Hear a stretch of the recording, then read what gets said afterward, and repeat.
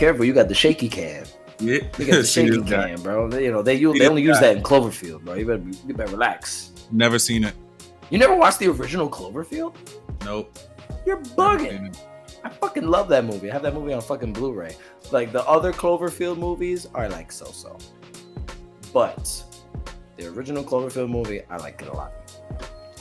I like kaiju films. You know what I'm saying? Like I like giant monster movies. I like Godzilla. I like King Kong. I love Pacific Rim. The first one. Second one was fucking booty.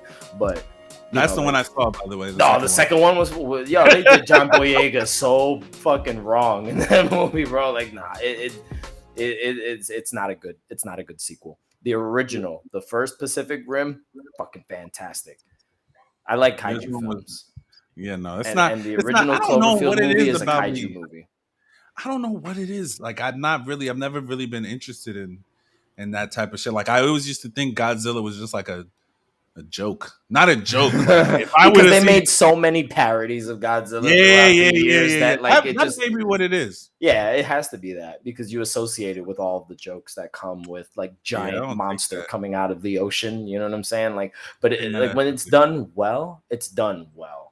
You know what I'm saying? Like I even remember when Cloverfield originally came out, they did like a whole like online marketing ploy where like you could solve this like mystery of a narrative that ended up not being in the film because the film is from like a first person perspective. But it was like information that could have been explaining what was causing the actual like incident in Cloverfield. It was really cool. Like I was super invested. I did all the stupid like online investigation stuff. I was putting together clues and learning about like where the monster came from. Putting together clues? You a fucking detective, nigga? Yeah, bro. It was fun. It was interactive. I liked it. It made the hype of the movie just more, like immersive. It was a very immersive experience for me, and that's why I like the movie so much. I'll let you borrow it, bro. I got it on Blu-ray. I got you. I promise you, I don't want to borrow. I got you. You're gonna. You know what I do want to borrow? This is crazy. No, I won't. What I do want to borrow is that Teen Titan. I'm gonna say Teen Titan. Attack on Titan. I don't have Teen Titans. But the Attack on. I do have the Attack on Titan. I have the sequel, the second one. And now that I'm like 15 minutes away from you, I can actually borrow it because I'm definitely gonna be coming to the barbershop. So. With that being said, you already know what time it is. Oh, wait. What the fuck is going on?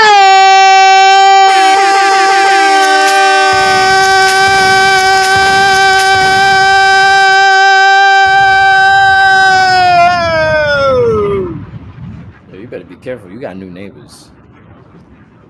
Think I give a fuck about these niggas? What the fuck is going on? It's your boy Macky OMA.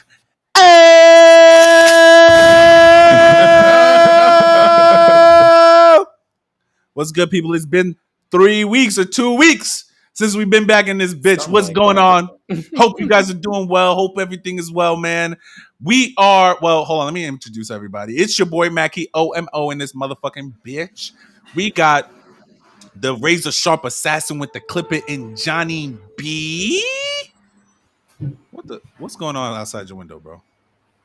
It's a train. Probably the garbage truck. Oh, I forgot. Probably the garbage truck. Yeah. They take garbage at night in the city. I remember the time I got into in the suburbs. They take it during the morning, like when everybody's trying to go to work. After everybody's gone to work. Actually, before late morning. Before no, like 6 a.m. Oh, early morning. Yeah, 6 a.m. No. They don't do this shit weird at nighttime because it's all morning is going. It don't matter. I mean that makes sense though. So like 9 o'clock at night, it's just fucking going. I don't know if you remember, I got into a car accident with the garbage truck. That was you? When I was pledging, yeah, that was me. I thought that was Jorge. I'll tell you off air. That wasn't your line, brother? That's fucking crazy. I'll tell you off air. Just remind me, please. No. But as you can see, it's just the two of us. Sorry, just the two of us. The original Dandaras in this motherfucker. You and What up again, You know, Dean and Crispin are here in spirit, I guess. Yeah, and Shawnee too, man, and Angel, if he's ever coming back. But yes, it is your boy Macky Jon with the plant-powered barber and Johnny B, the razor sharp Yeah. assassin with the clipper bow, Nanza.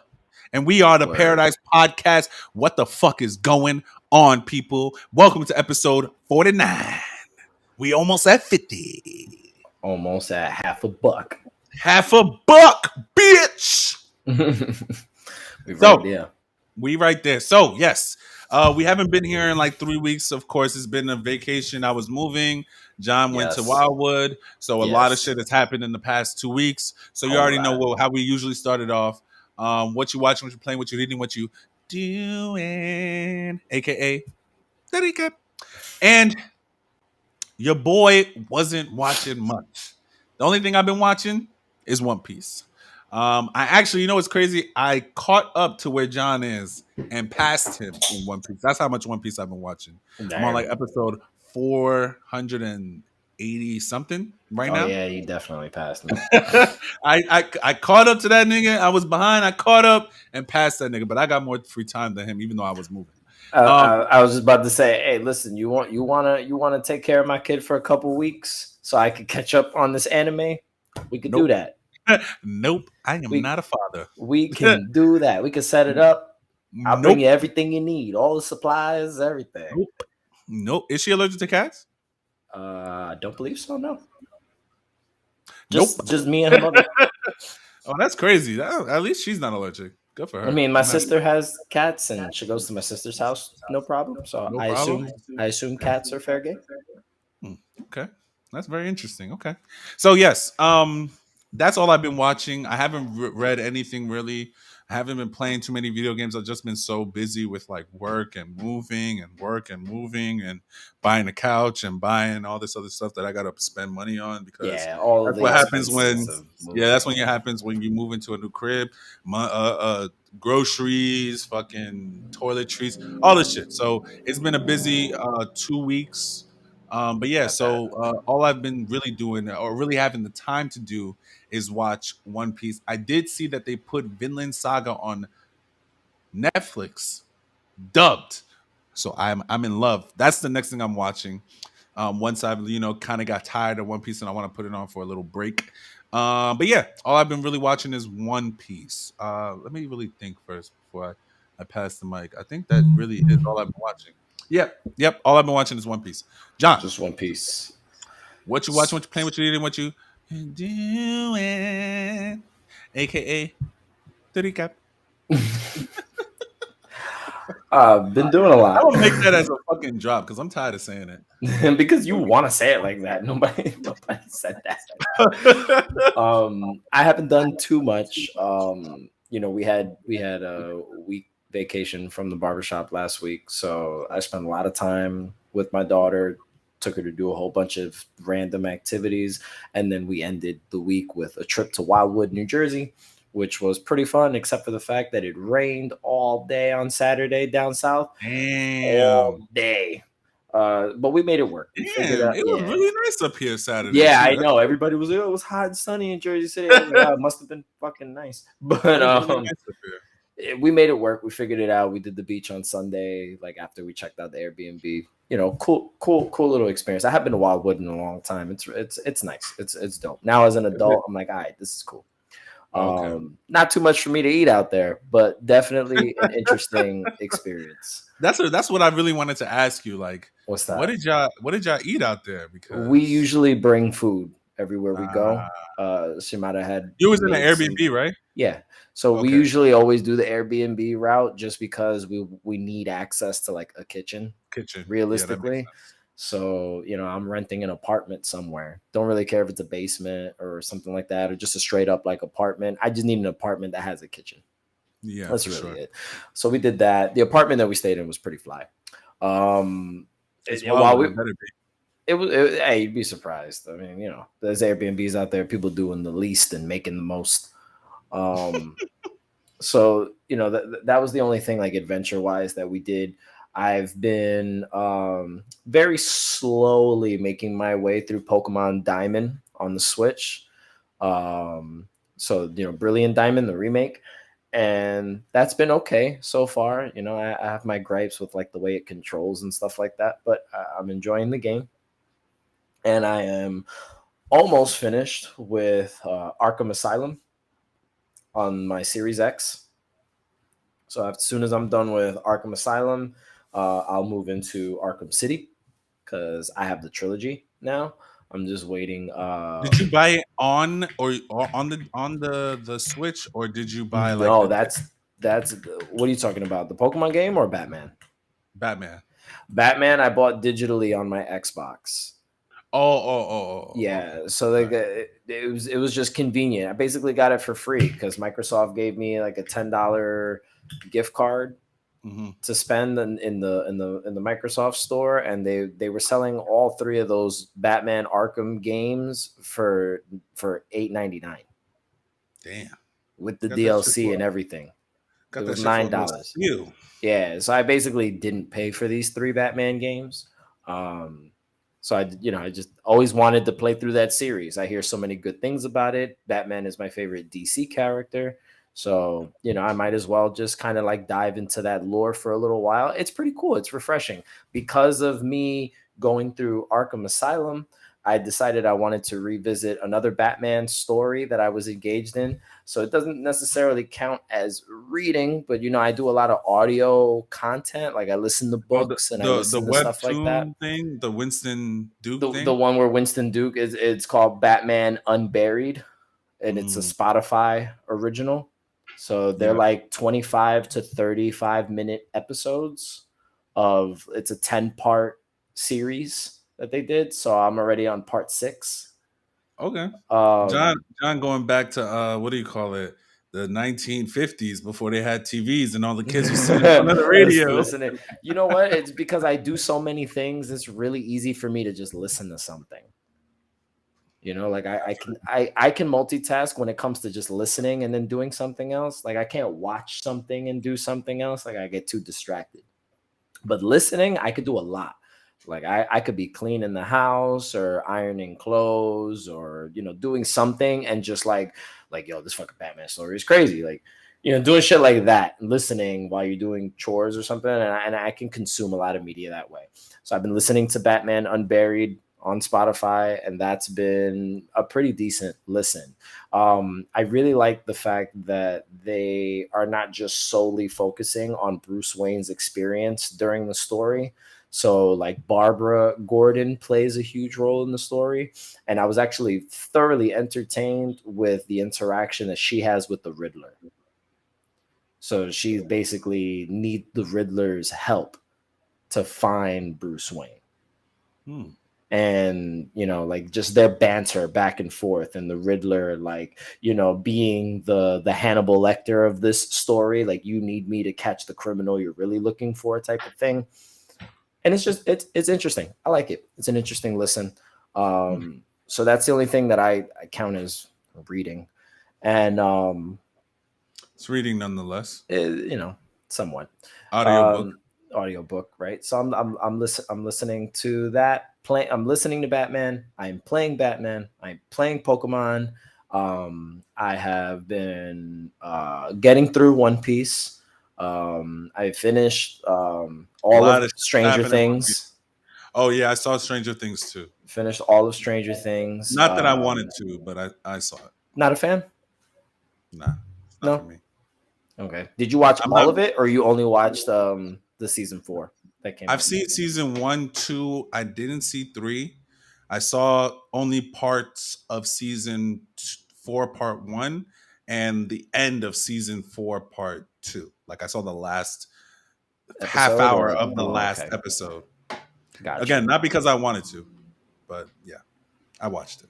Hey, I'm a big fan of Stranger Things. I really like what the Duffer Brothers have created there. I thought it was gonna be done after this season. That's what I heard, and I now I'm was under the impression that it was done after this season 2, and it is these obviously not. motherfuckers is just fucking milking this shit. Milking that cow. Oh my god! All of these fucking actors are gonna start having families by the time Yo, they dead fucking ass. finish, and they're still gonna be like high school. Oh my god, Like, bro. yeah, no, friggin' 11's only 15. Yeah, my ass. I will say that I think the reason why it took so long, at least, because I'm pretty sure this season was maybe supposed to come out end of 2020, the beginning of 2021, but COVID had a say in a lot of that Yeah, shit. COVID played a So I big think, role. yeah, I think that's There's why. But there's hopefully that. they're able to speed that shit up because oh, I watched like The Boys too. I'm sorry I forgot this. I All of watched it, some you of this. finished it? No, I haven't finished it. I And I have to watched start it from the beginning. Umbrella Umbrella Academy Academy. too.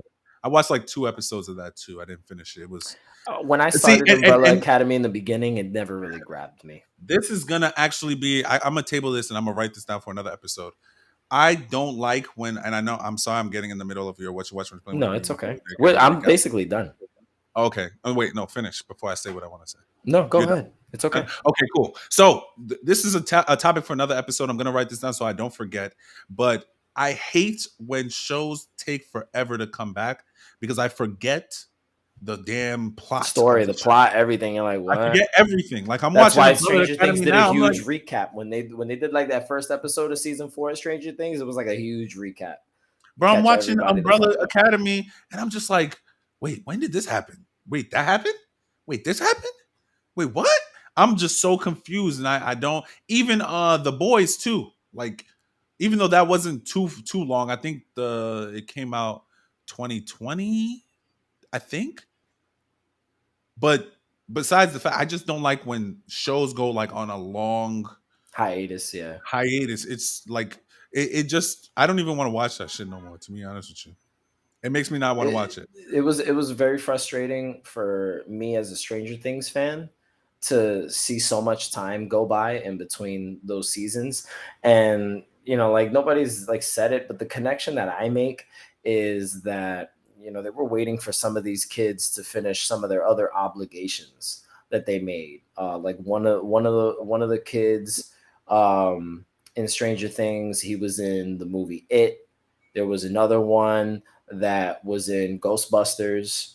Millie Bobby Brown ended up. She's the girl that plays 11. She ended up in two Godzilla. She ended up in 2 Godzilla movies plus like a Hulu original film. This is another tangent. I'm sorry I'm going off on this, but I think what's wrong with Millie Bobby Brown? She's a terrible actress, bro. She's not good. I think you just don't like her character of 11. Bro, every single time I watch fucking Stranger Things, she is getting thrown from one side of the room to the other side of the room. Niggas is always fucking her shit up. I'm sick and tired of watching that shit. I like Millie Bobby Brown. I like her. I think she's gonna grow up to kind of be, I hope so, man, because casual, that shit that she was given, I think so too. But I hope that, with that, she becomes good because what I was watching, I was not impressed. I'm sorry. She reminds me. Actors, yeah, no, child actors are usually like, but the thing is that whole Stranger Things cast as child actors, I think are very strong. For child I think actors. all of them else. I think she's just. She's the only one that doesn't do it for you. She's the only one. It's funny because she's the breakout star of the whole thing. I don't know. I mean, I have my reasons on why I think she is. I think you just probably don't like 11. I think that's probably what it is. Did you watch her other performances? Like, did you see her in Godzilla? You know that I don't watch kaiju shit. We just talked about that. All right. Because like she's not a bad actress. I think she's gonna she kind of reminds me of like the way like Natalie Portman started really young. But she was good though. Natalie Portman started really, really young. Right? But she was good. She was good as she got older and started doing more roles. She was good when she's young. Yes, and Millie Bobby Brown is the same way. No, bro, she's why else? Bro. Why else would she be the breakout star if she wasn't doing what she was supposed to do? This is not a political podcast, so I'm not going to say why. What? Because she's white? Yes. Yes. A lot of white actors. They're not all good. Exactly. She's one of them. She's one to me. Again, if niggas fuck with her, hey yo, everyone could fuck with whatever they want. It's a free country. I know she's Canadian, right? No, she's British. Oh. Okay, I give her a little points for that because her American accent is pretty. But it's crazy. That's another thing I gotta take. I gotta say, bro. All of these freaking All these actors are from the motherfucking UK, bro. They're fucking all from the UK motherfuckers coming over here taking jobs. I hate from it. the UK. You know why? Because in the UK they're classically trained. Bro, but Actors she's from not the good. UK are classically She trained. is not Usually they're good. classically trained. She is not good. Look at all the UK actors that are great. Daniel Kalu, I think his last name is. If I'm wrong, I do apologize. The dude Daniel from Get Out. We got what's his name? The dude from All American, the main character. He's British. We got Idris Elba. He's British. We got the main character from Snowfall. He's British. These motherfuckers, and thank God they black. That's the only reason why I'm like, Yeah, I was like, he's naming hella black actors right now. Yeah, I'm just letting it slide because they black. But these Orlando Bloom, another one. He got a good American accent too. But when we try to go over there and do their accent, that shit sounds trash, bro. Because we can't. It's just it's not in us. Like they speak so proper that for them to like just throw a different accent out there, it's like, all right, this is easy. Oh man, I guess, man. But yeah, I don't know. It's her acting, at least in this role. Let's talk about it. Anything else? Let's talk about another British actor. Right? Hold up. Benedict Cumberbatch. Hold up. Let's talk about another British actor. Before we move on to and Olsen, the guy that plays Wong, I think his name is Benedict Wong or something like that. His last name is actually Wong. He's fucking British too. Really? Yes. These motherfuckers is coming out the woodworks. Bro, so both Doctor Strange and Wong are British. Fucking spotted T motherfuckers coming out the motherfucking woodworks. Having T-Rex on set and shit. Yeah. You know? So before we move to that, I just really quickly just want to end the Stranger Things and 11, Millie Bobby Brown, whatever her name is. To me, she's mid. But moving on. Which is okay. You can have that opinion. There's nothing wrong with that. Moving on. Doctor Strange and the Multiverse of Madness is now available on Disney Plus, and many people should have gotten an opportunity to watch the film by now. So we would like to talk about Doctor Strange for a little while, and this is your official spoiler warning, as Macky has already put at the bottom of your screen. Spoiler alert, we will be discussing and potentially arguing about Doctor Strange. Yes, arguing. And the Multiverse of Madness. Okay. Starring Benedict Cumberbatch, Elizabeth Olsen. I can't believe it's Benedict Wong. I'm pretty sure that's his name. I keep forgetting that she's an Olsen. She is an Olsen sister. Yeah, she does look like her older sisters. She's the youngest one. But she looks way better than her older sisters. But that's because yeah, they're like anyway. This episode's not about them. They're aliens. This episode is about her and this new movie. All right, so I'm gonna tell you. I'm gonna set the scene. Let me set the scene. I've seen it twice already. I've seen it twice. You've seen it more than me. I'm jealous. So I'm gonna set the scene. All right. I get the alert on my phone. Disney Plus. Doctor Strange and the Multiverse of Madness or whatever that shit is. The Multiverse. Whatever that shit is called. It's out on Disney Plus, right? Yeah. 12 o'clock the night before I go to sleep. I wake up early for some reason, and this is before I have to work. Like, I have to work today. It's 6 o'clock in the morning. The sun is up. I'm like, let me put this shit on real quick. So I put it on and I watch it right before I go to work. And I'm like, okay, it's a good movie. I liked it. I really did like it. The only issue I have, tell me, which I will tell you after I finish setting it up. So I watched it the first time. You said the only issue I have. I'll tell you. A second. Hold that thought. Hold on. So then I watched it again recently this weekend. So it's fresh in my mind of the things and plots and all that stuff. Everything. Yeah. Okay. So the only issue I have with the movie is that this movie, this Multiverse of Madness, is because Scarlet Witch wanted some kids. That is my only issue with the movie. So you We didn't got some like her new characters. character's motivation. It's not that I didn't like it. I just didn't like it as the main plot. Because from the beginning, right, I knew exactly what was going to happen. And what happened? Just to spoil, niggas, like I said, it is a spoiler alert. I'm taking it off. If you haven't seen it by now, tough titties. Listen, I knew that this was going to happen, right? Mm-hmm. I think the best part, the part that made me really laugh was when she said America's name and then she was like, "Oh, you didn't tell me America's name." And I thought that was mad funny because I was like, damn, okay, they really trying to go with the comedy in this shit. I see them try to slightly with the comedy and horror shit, which is cool, right? Yeah. So, but I knew for a fact that what was going to happen is what? She's going to go try to fight Doctor Strange. She's going to almost take America's power. And what is America going to do?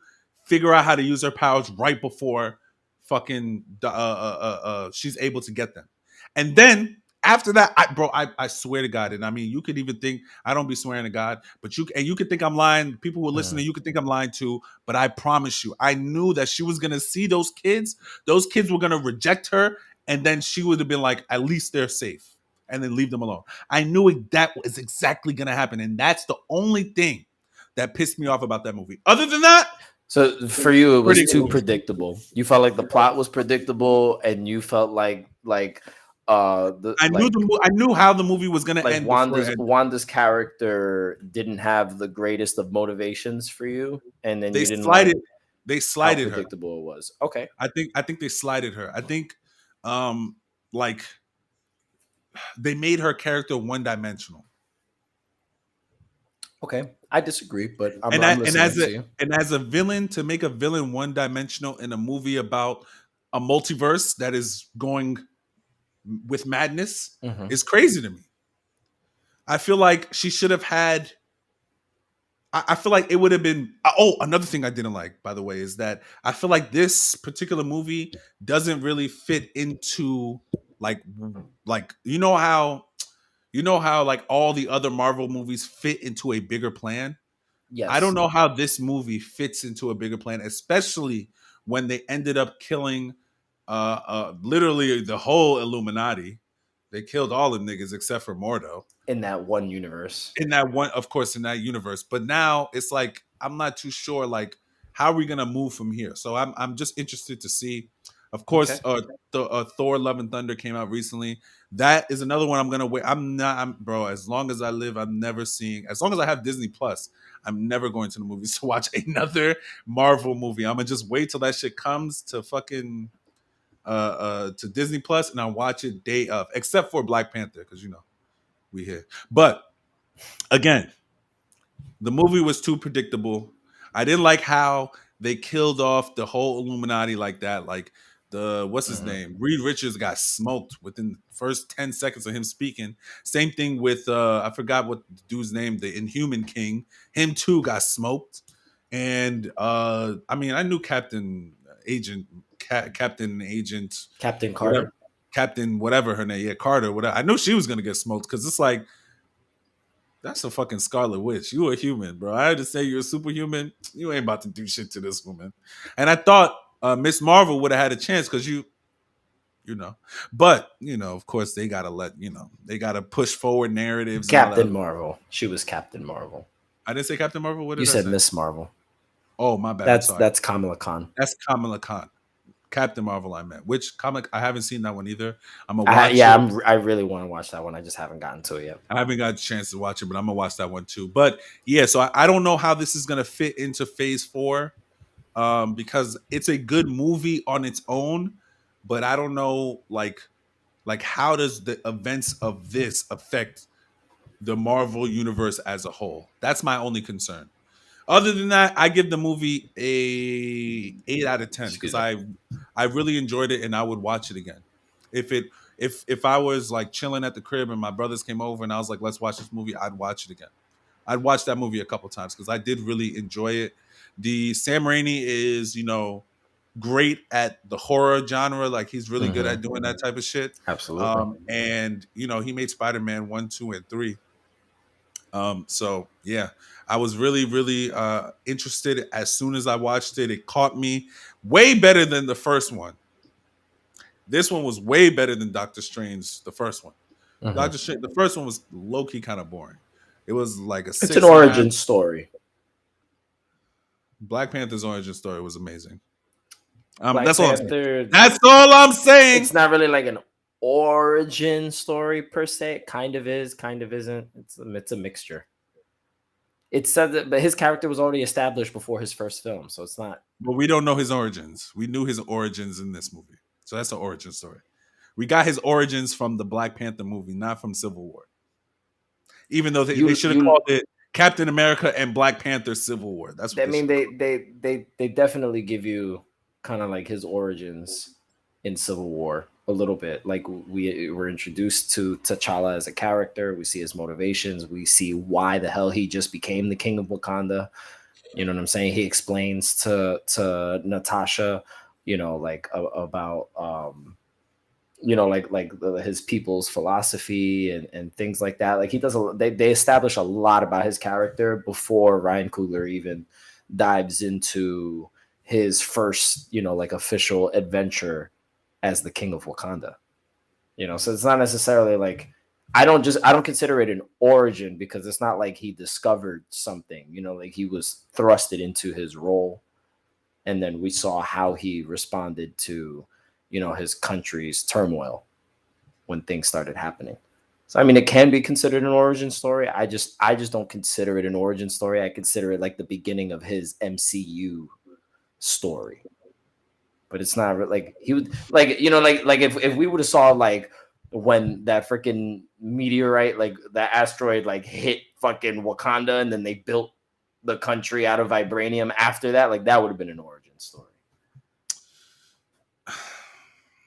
And we see the first Black Panther, you know what I'm saying? Like that's an origin. Like it was Boss an origin came out story. And was just like, here's it was an origin. It was an origin story. The heart-shaped herb, It was an origin story. It was Killmonger's origin story. So I still win. So back to Doctor Strange. Touche. All right. Touche. back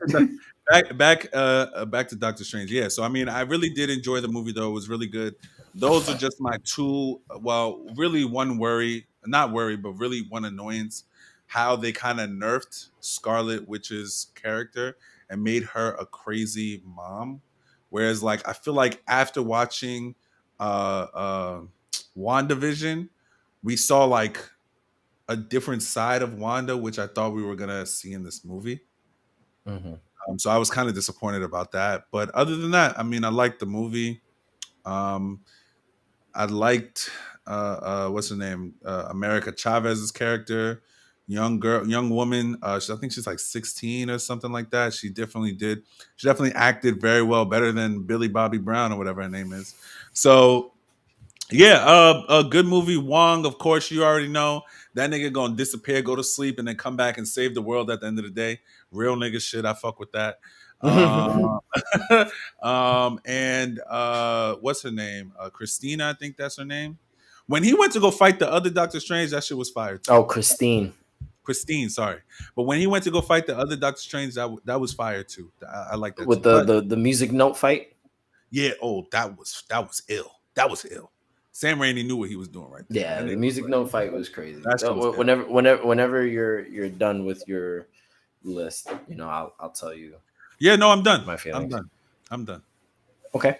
That's what I thought. 8 out of 10. I also enjoyed the film. That's a pretty high score for those points that you pointed out that kind of bothered you. Because the movie was good, bro. It was good. I guess we agree. We agree that the movie is good and entertaining. Yeah. I saw a lot of hate online for it too. That's why I want to like give it a high rating, because I feel like if you're watching it as just a movie standpoint, it's a really good movie. I understand why people didn't like it, because they're questioning how it's going to tie in, and that's my same question. How is this movie going to fit into the universe? Okay. So but if you're just watching it as a solo movie, nothing to do with MCU, it's a good movie. Gotcha. And I can appreciate that take, because I think what Sam Raimi accomplishes with this film, excuse me, is something pretty unique. And it's creating a standalone story, right? Something that can stand on its own 2 feet doesn't necessarily need a whole lot of previous watches for you to be like, okay, now I'm ready for Doctor Strange. Like, like, no, like, you can kind of just start this movie and it explains what it needs to explain to you, and things happen in the order they need to happen, and it's kind of easy to understand the whole multiverse thing because it's kind of being explained to the characters for the first time too. I genuinely appreciated Sam Raimi's like shots that were done, right? So and we'd be here for literally fucking ever if I said, damn, that's close. If I sat there and explained like every shot, like shot for shot, like what I appreciated, we'd be here all night. But perfect example is like that opening scene where Strange is having the nightmare, and then when he wakes up and the camera's like fucking rotating, and then it like stops with him like waking up out of bed. It's like some of the shots and some of the cinematography itself is fantastic. It was amazing. Fan-fucking-tastic. A lot of that cinematography was spot on. I saw like angles and shots and just cuts and editing and things like that I did not see in previous Marvel films, and I feel like it had Sam Raimi's like touch to it, just like a Taika Waititi movie has Taika's touch to it. Like you could tell, or even a James Gunn movie, when they touch a film, like you can tell, oh yeah, this is so and so's work. Just like kind of like Quentin Tarantino, when it's a fucking Tarantino film when they're squirting fucking blood out of every orifice. Yeah, like you're like, Tarantino did that one. But sure. So like it felt Django. So it felt like a Sam Raimi film. I love the horror aspect to it. There were certain moments, like where they give you jump scares, where like Wanda's character is like jumping into the frame and things like that, and it served its purpose. She's like covered in fucking oil, which kind of gives it that bloody like thing, and she's relentless. Wanda is technically the strongest Avenger, right? And she can create reality. She can manipulate reality, but at her will. So, like her ability to basically assassinate everyone, like what she does with the Illuminati, is extremely on brand for someone of her skill set who has completely fucking lost it. And they explain to us that the effects of the Darkhold, the effects of the Book of the Damned, can really satisfy the anger and hatred in someone's heart, right? And can allow that person to be consumed with what it is that they're achieving by using the spells in the Darkhold. So we get to experience Wanda in a different light, watching WandaVision, and we get to see the tragedy, her pure raw emotion of not only being forced to kill the love of her life, but have Thanos resurrect him and kill him again in front of her, all for everything to be nothing, right? We get to see how she tried to cope with that. She needed to see like a professional, right? Like she tried to cope with his death. She went to the people that were holding his body, begged them to allow her to just bury him, give him a proper ceremony, something where she's never going to be able to, like have a relationship with this synthezoid ever again. Like even though Vision was artificial, he was intelligent, he was sentient, and he did develop a relationship with her, and that's comic book accurate. They had a relationship in the comic books as well, and we just saw how much pain she was going through, where in her trauma she basically kidnapped an entire fucking town, had everybody under her fucking spell, and was trying to live a happy suburban life with the person that she wanted to live the rest of her lives with. They had bought a plot of land, to build a home, to potentially start a family. Even if they couldn't naturally have kids, I'm pretty sure they would have adopted children, and she created her own children with this magic that she didn't really quite understand she even had control of. And was kind of feeding into her own illusions, was kind of believing her own truth, her own lies, that she was telling herself that she could be happy and she could have the life that she wanted. It was terrible. She, at the end of the story, we all see in WandaVision, she lets everyone go, and she has that whole altercation with Agatha, who explains to her the depth of her magic and what she's capable of, right? And we're going to get more of Agatha because she's getting her own Disney Plus series. And and we learn a little bit about the whole magic thing, and we learn about the Scarlet Witch and what she means to the lore of everything in the MCU. And we see how heartbroken she was to tuck her sons in at night for the very last time, say goodbye, and release everyone from her magic. She said goodbye to her fictitious lover, who was also just as passionate but also as intelligent as he was normally, and wanted truth and wanted her to like accept it for what it was. And she let go. When she takes the Darkhold from Agatha, she is learning now, I might be able to make this real. If I am the Scarlet Witch and I can create reality, or I can manipulate reality to whatever I choose, then why can't I make this real? Why can't I have what I want? And the Darkhold feeds all of this negativity into her so she can do what it is that she wants to do. And I guess while learning about all the things she was learning about, she discovered America, who's the only natural phenomenon, right? Because America tells us that she has no other versions of herself, that she's the only one. Dream. So she is a natural phenomena of, I'm assuming, like the multiverse, like kind of like how Anakin was a child of the Force. You know what I'm saying? Yeah. Kind of like Jesus Christ, like didn't have a father.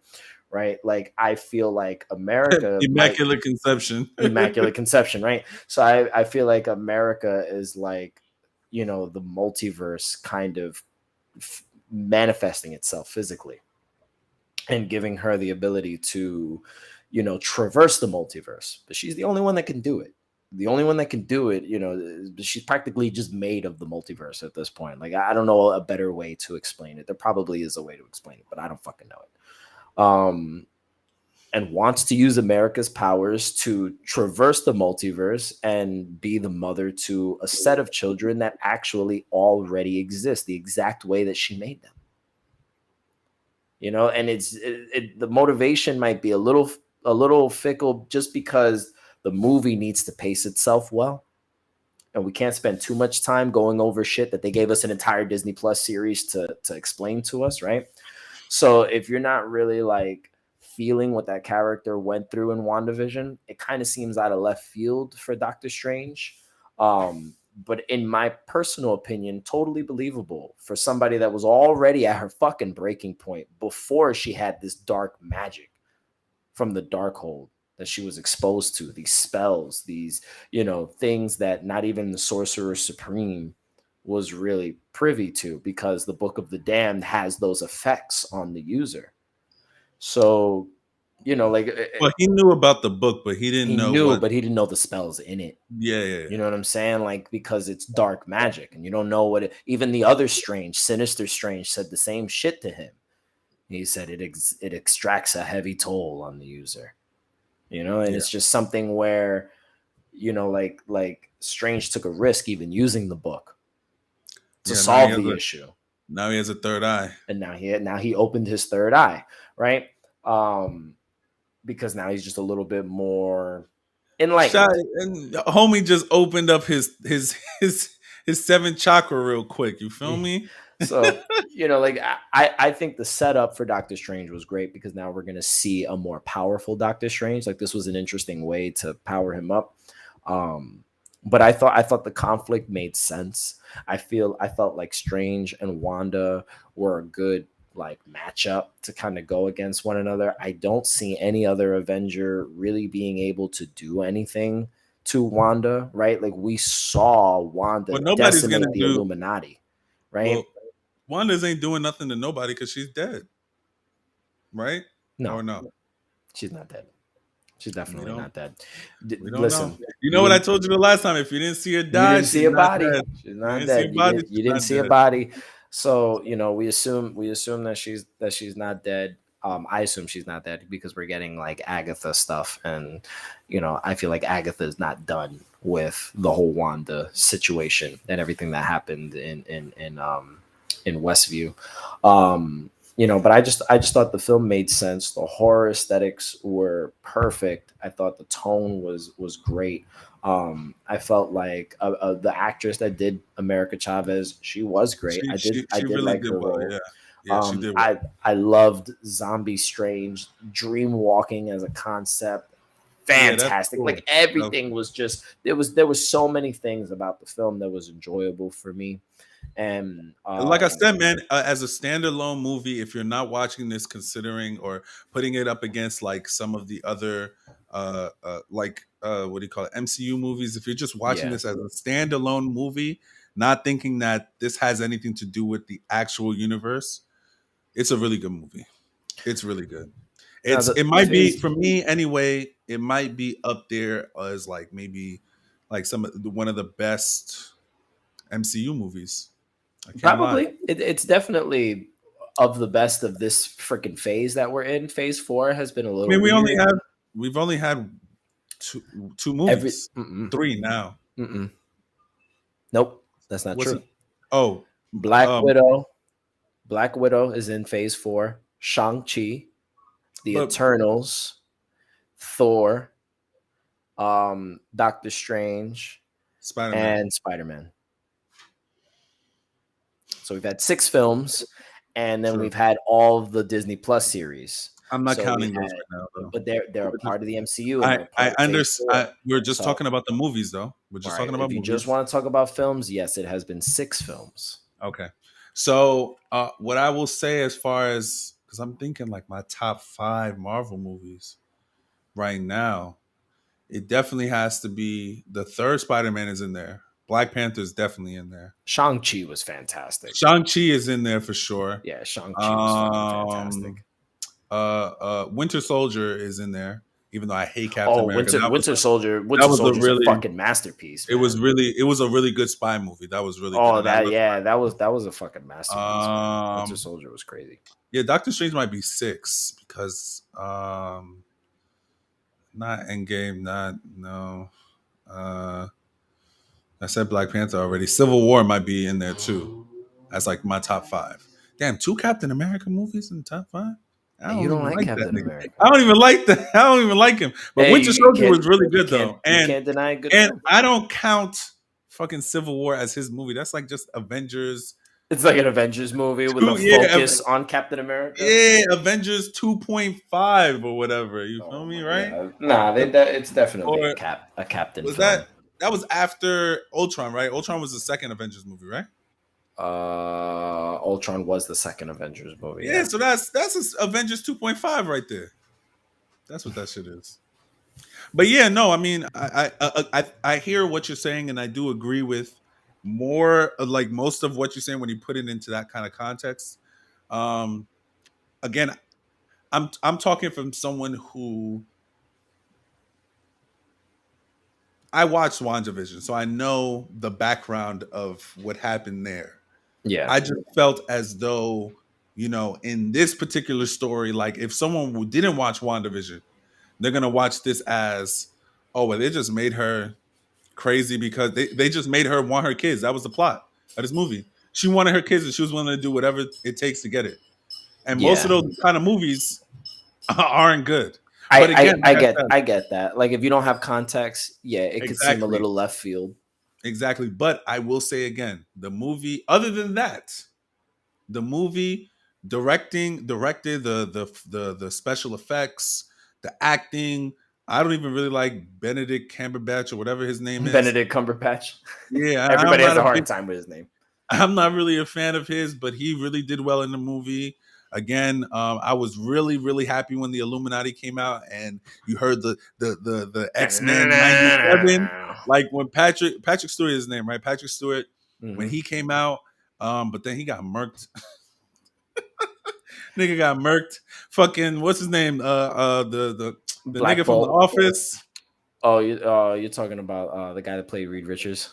Yeah, bro, he got murked. I was so sick. He was like, you know that what's his name? Is his name Black Bolt? Black Bolt can kill you just by He opening killed you his mouth. by opening his mouth. He was like, with what mouth? That nigga's head blew the fuck up. His brains blew up because he freaked out that he didn't have a mouth and he screamed in his own head. And the shockwaves that blew his fucking brains out. And she made this nigga fucking Patrick Reed Richards into fucking silly putty. Yeah. Like, man, and that nigga into Play-Doh. Play-Doh, like when he squeezed the Play-Doh hair and it goes. Made that nigga into fucking Play-Doh. Get out of here. Then we had the women on women fighting, which was cool. You know, fucking Agent Captain Carter or whatever her Marvel. name is. Captain Carver, she was over there trying to hold her own. I'm like, yo, this woman is a witch. Your fucking little shield ain't gonna do nothing to her, all right? You throwing this shield around, that ain't gonna do nothing, Frank. But I thought that just shows you that even if she was facing like her Avenger counterparts, she would have decimated the Avengers too. Yeah, she could have put everybody under. She's definitely up there with, like, you know, of course, like the Phoenix Force and shit like that. She's definitely like one of the stronger Marvel characters in general. Like she could have potentially killed Thanos single-handedly if she knew how to control her powers at the time that they were actually facing Thanos. You know, like that like, I mean, we saw it, right? Like in Endgame, when, you know, she looks at him and she says, "You took everything from me." He said, "I don't even know who you are." Because that was 2014 Thanos. He had never met this girl. He was like, "I don't even know who you are, bro." And she was like, "You about to find out."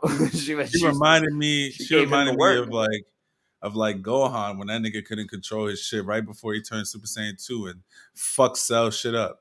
Before his fucking shitty ass dad gave that nigga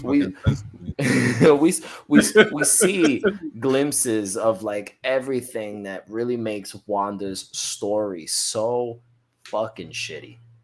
You know what I'm saying? Like just the way that she lost her family. You know what I'm saying? Like being experimented on by Hydra. You know, and the way she lost her brother. Yeah. And then becoming an international fucking fugitive, like a wanted freaking because of the people that she accidentally killed in that African country that they were trying to apprehend Crossbones. Yeah. You know what I'm saying? Like, and that's what she gets for killing Africans, though. I can't lie to you.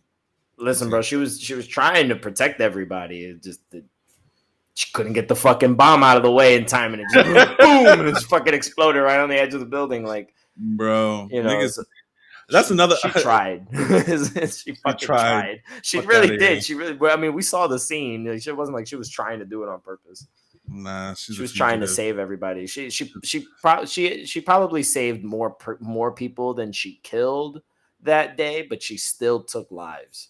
Which is what made the conflict in Civil War. The conflict in Civil War was just like, can these superpowered individuals just go into any fucking country they want and do whatever the fuck they want and then leave and go back to upstate New York and hang out with Tony Stark all day? Like, is that no? Do that? No, they shouldn't. And that was what T'Chaka was saying. No, like, there should be some oversight on these motherfuckers. And what? that was and that's why I don't fuck with Captain America, because he thinks, oh my god, you niggas gonna put me on I'm gonna go on my fucking soapbox and tell you what. Look, man, but I understand. Did the Captain Iron Man argument. We've done the Captain Iron Man argument, but I just want to preface this again with like real world. We have real world. We should have just like how in the hood, the police should have an oversight committee of people from the neighborhood that get to determine whether or not they should get raises and get money and get funding, depending on how many people they have killed in the year. It should be the same thing for the Avengers. There's no reason why the Avengers can just, I understand, I get it, because with politics becomes bureaucracy, and then you need to wait for things like that. And while you're waiting, people could be dying. People can I die. totally understand that. I totally get that. Like I totally, and I agree with that. I feel like certain circumstances should allow for that. I mean, we should make things for every scenario possible. But at the end of the day, if you went to a country trying to do good and you did more harm than good, are you even a hero? To me, Yeah, at that it's the point, same. no. It's the same thing with the fucking, and see, I'm going on my soapbox. Fucking United States trying to be the big brother of every single country out here while causing mass atrocities across the world. It's like, yes, okay, you're trying to spread democracy, but in your spread of democracy, people are dying of hunger, not only in other countries, but your own country here. Yeah. So it's like, are you even really doing good at that point? Just because you made one person smile, the other 1,000 people are now upset. You feel me? So that's my only issue with Captain America. It's like he thinks he knows. It's the same reason why I don't like Superman. And maybe that's why I don't like these Superman movies, because they try to paint Superman as a god when in the comics he's not even really like a god. Like He's a Superman, normal guy. he's a normal guy. Like Normal he guy. actually Superman is the costume. He really is Clark Kent. Like Yeah, he's no, really a boy from the cornfields. Yeah, he And was raised as a human boy. He had yeah, normal parents. yeah, He just had superpowers growing up, yeah, and they did a great job teaching him how to not fuck shit up. exactly. You feel me? And But that's why I prefer Superman over Captain America, because Captain America is like diet white supremacy. But that's that's a story for another episode. I don't believe the MCU take on Captain America follows that narrative, but maybe some of the earlier comic book stuff might. And I get what you're saying. Civil War follows that narrative. He thinks that just because he has powers and he's strong enough to do something about it, that things must be done. I'm sorry, Captain America. News fucking flash. No, it does not. That's I mean, we could sit here and argue about this forever, and we have to go on to the next topic. But I think if you pay attention to every time we talk about Marvel, that shit is always gonna come up. If you really study Chris Rogers, right? Like as a character in the MCU, even when he was nothing, he was very like selfless. You know what I'm saying? Like he was the one that, even though he was a scrawny little fucking stick, he threw himself over the fucking grenade that Tommy Lee Jones threw in the fucking crowd of these guys training and doing push-ups and shit. Everybody else ran, and he's the only motherfucker that was willing to blow himself up to protect everybody around him. You know what I'm saying? Like, it's just his character. It's just kind of how he is. He never believed. That is a self-destructive character. I'm sorry. Self-destructive? I'm sorry. That's not somebody that throws their life on the line to save other people is self-destructive. I mean, obviously they're destroying themselves, but it's to protect. But it's self-destructive is like when you're just like forcing yourself to die for no fucking reason. Yes, that's what he like did. Self-destructive. That's not no reason. He was protecting other people. He was protecting at the cost of his fellow soldiers. I mean, okay. In the context of World War II, as a historian, like, I understand what World War II was like for soldiers in general. I understand too. You're not the only historian here. So, I like history too, motherfucker. Congrats. All I'm saying is that with Chris Rogers, Captain America, whatever the fuck you want to call him, his just like the arrogance of someone thinking that just because I have the strength to do something about it, that things must get done because I have the strength. And again, I understand. The more you wait, the more people can die. It's the same thing in a hospital, right? If someone is dying, are you going to wait for their signature to tell you to save their life? No, you're going to try to save that person's life, of course. But the difference between someone in the hospital versus a country of people that may not even want you in there is because the ramifications of what can happen afterwards, right? Steve Rogers comes there and saves the people, right? Now America has influence in that country. That's true. So, and you know, when anywhere America touches, once it goes to shit, they don't want nothing, no parts. So again, so you're saying politically, like there could be ramifications. I yeah, understand. I understand your point, and I did sympathize with Tony Stark during Civil War.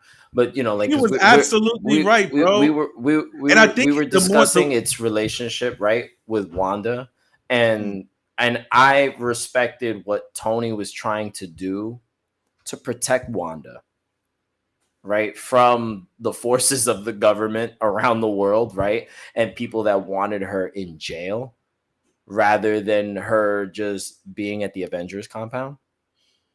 You know what I'm saying? Like, and I understood what he was trying to do, what he was trying to explain to Rogers, where he was just like, she's at the fucking compound instead of in a jail cell where everybody else just wants her to be. She's at the fucking safest facility on the planet. She has fucking vision and food and fucking like everything she could fucking need. And the Avengers are she's safe there. Just let her fucking hang out there until I make all this shit right politically with everybody, and then we have a direction to move in.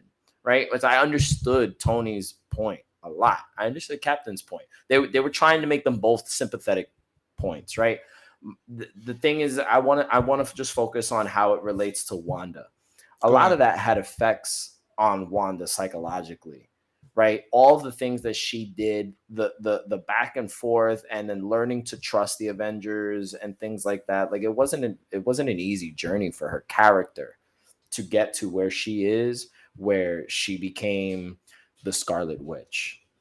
You know what I'm saying? So now we have the Scarlet Witch and what she's fully capable of, and she's about her shit. I want what the fuck I want. I want my children. I don't give a fuck how many sorcerers you think should die before I get what I want. I am getting what the fuck I want. And she's this unmovable fucking force the entire film. Scary to all hell. The only way they overcame Wanda was because America was able to humanize her again. Listen, man, I think one part was really funny, and just to like tack on to your point right there, I think the funniest part was when she came back and saw, like, after America punched her into the next multiverse or whatever, and she saw her children, and she was telling her children, "I would never hurt anyone," and then she looked over and saw herself, a multiversion counterpart of herself, on the floor, hurt because of what she did. I thought that was hilarious because it's like supposed to be visual irony. You literally you would never hurt anyone. That's what you just said with your own mouth. With your mouth, you say you don't hurt anyone. You literally just killed mad sorcerers to get to this point. A whole bunch of people, not even just the sorcerers. Not even. Yeah. She a fucking whole bunch killed. Of people. She killed the Illuminati. Everybody. She killed all this. I mean, the Sentinel or the Ultrons in the other universe. They're not people. Yeah. But still, she killed a lot of people to get to this point just to say that she would never hurt anyone. I thought that was very funny and ironic. But I digress. Again, we could talk about this fucking Captain America, Iron Man shit forever. Overall, you and I both enjoyed Doctor Strange. Yes, the movie was good. Multiverse of Madness movie was good. It fits into the MCU in terms of the multiverse. Okay. The multiverse as a grand concept. Did you watch Loki? Yes, I did. Okay. So the where everything is going is the direction Loki's going in. Does Loki happen after the Multiverse of Madness or before? Loki happens simultaneously as Endgame. So while Endgame was happening, like while they were facing Thanos and doing all that other stuff, that Loki from that timeline stole the Tesseract and then fucking disappeared. Remember when they were trying, and then they had to go back again to try to get the Tesseract and more pin particles. Didn't he steal the Tesseract from? I thought he stole the Tesseract from Ragnarok. Like no, when he was in Ragnarok. No, that was when that was Infinity War. Okay, that was when Thanos kills him. We're talking about the Loki from 2000. I remember that. Whatever fucking year that was, when Tony was trying to get the Tesseract and then they fucked up and then the Tesseract ended up at Loki's feet when they were fucking around with Tony, when they gave him like that little mini heart attack. Yeah. He picks up the Tesseract and he fucking disappears. The second Loki disappeared with the Tesseract, he just teleported himself to like a fucking desert to try to get away from everyone. When he shows up in the desert, that's when the TSA showed up. Caught that bitch and was like, "We're arresting you. You violated the fucking timeline. You wild the fuck out, bro. We got to take you a crime against the flow of time. You know what I'm saying? Like, that's when we get all of Loki's. You wasn't supposed to get that, bro. We need to take you in. You feel me? You wasn't supposed to take that right there. So all of the things that Loki goes through is kind of what was happening in his timeline while the Avengers were dealing with Thanos.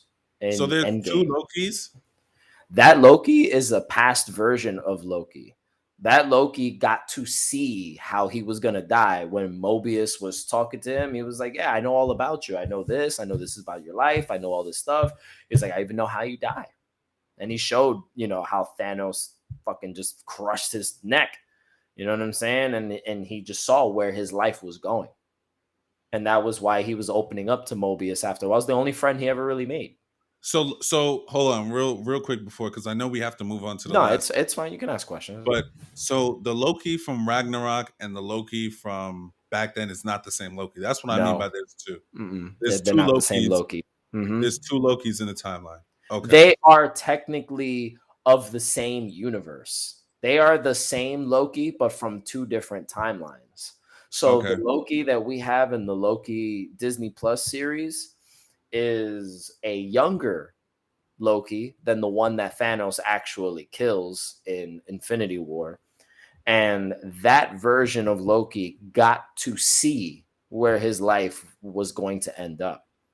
So he had been caught up on everything his future self had experienced all the way until he died. So he knows where his life was going. And he knew that they were going to fucking prune him. They were going to kill him anyway.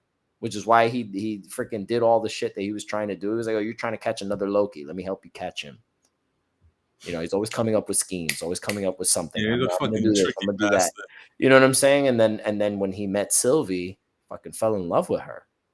Fell in love with a different version of himself, right? Yeah. Which is a very Loki thing to do, right? Fucking with yourself. So it's just.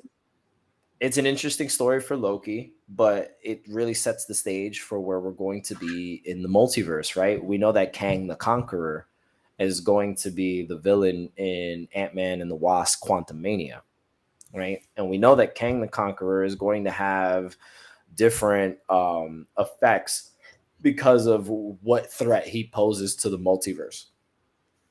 And if you do go back and you learn about Kang the Conqueror in the comic books, you'll kind of see like what he's going. And I think Jonathan Majors is going to do a fantastic job at freaking Kang the Conqueror, right? So in the Loki series, he was they named him something else. It's like a different version. It's a different variant of him that is Kang, the Conqueror. So he's gonna be like a Thanos level threat, but because he's from so far in the future, he has knowledge and technology that allows him to become the conqueror of all past timelines. He's supposed to be one of the descendants of Reed Richards in the future, like the original character. Oh, he's a descendant of Reed Richards. Yeah. So like his intellect has just been, passed on from generation to generation and generation. We're talking years and years and years in the future where like time travel has become a feasible thing for human technology. So Kang uses that technology to go back in time and become the conqueror of the past, becomes like a god, like a king, and uses a lot of his future technology to fight the Avengers. Technology that not even Tony has, like defenses Well, against. Ain't no more Tony. That nigga gone. In the story, Tony was that nigga dead and gone. So that's the direction we're going. We're going full on Kang the Conqueror, full on multiverse. They need to establish things, right? Like, so they can't just give us. That's my thing. That's my only thing. But they're doing it. They're just doing it super, super slow, and they're doing it because they wanna like set all the characters up for individual things again. We got to a point in the MCU where everything was dependent on Avengers films. Big spectacles with all of the heroes together doing things, and that's what everybody expected to see. Oh, you forgot the Eternals, by the way. In the I said the Eternals. You did? Yeah, I did. That movie was terrible. That movie could have been a lot better. It was really could have been a lot better. But I like some of it, but it definitely was not the most entertaining movie I've ever seen. Snooze fast. Another. But yes. Okay. So just to name a couple of movies that I know off the top of my head that are coming out in series for Marvel, so we can move on to the final topic that we have, because this next topic is going to take a lot. Well, it's the last topic, but it's going to take a lot because. Yeah. It's the One Piece topic, and you already know. But anyway, so just to talk about some of the movies and things that are coming out, I know there is Miss Marvel came out. Of course, we have Moon Knight that came out and finished. Yep. We also have of course, Thor: Love and Thunder came out last week. We also have the Black Panther movie coming out later this year. The Ant-Man and the Wasp, like you mentioned, I hated the first two movies. I'm not a real big fan of the Ant-Man. I think they're really funny. Personally, I don't get it. What else? Baskin Robbins always finds out, man. I said Miss Marvel. Whatever. Miss Marvel is another movie that's coming out, or it's already finished, right? Or something like that. Miss Marvel finished already, I think, right? That series finished. I don't know if it's finished. Well, it's either coming out or has finished. Echo is another one that's coming out. Mm-hmm. Ironheart is another one that's coming out that we've heard of. And I Am Groot. He's getting one too, right? It's an animated series, and then they're doing the animated Spider-Man freshman year. I'm still waiting. That's the one I'm waiting for, man. I need to see that one. That one right there. That's what I need to see. I need to see that. But yes, yeah, I think that's all that I know off the top of my head as far as movies. I know they have the fucking Sony Cinematic Universe or whatever they want to call that shit. It's Morbin time. It's Morbin time. Ain't nobody got time for that. That movie was hot doo-doo. Thank God I did not watch it. Steaming hot pile of shit. Like if you ever saw a pile of shit and it had steam coming out of it because it was fresh, it was hot. That's what that movie was. Like what's the name? Aquafina's episode of The Boys, the Diabolicals, steaming hot shit. Oh, she's in The Boys? I didn't know she was in there. I know that you hate her. Yes, I do. The cartoon, they had a cartoon version on Amazon Prime of The Boys Diabolical, where actually the creators of Rick and Morty did animation for it. But yes, cool. She had her own episode. It was trash. But yeah, anyway, so yes, those are the Marvel movies that are coming out and Marvel shows and shit like that. So we're definitely excited to see the MCU being pushed forward. Yes. And for more things, even though I grew up, the real thing I want to see is how they're going to bring, the X-Men in it, but we'll save that for another day. So on to the final topic. Hold up.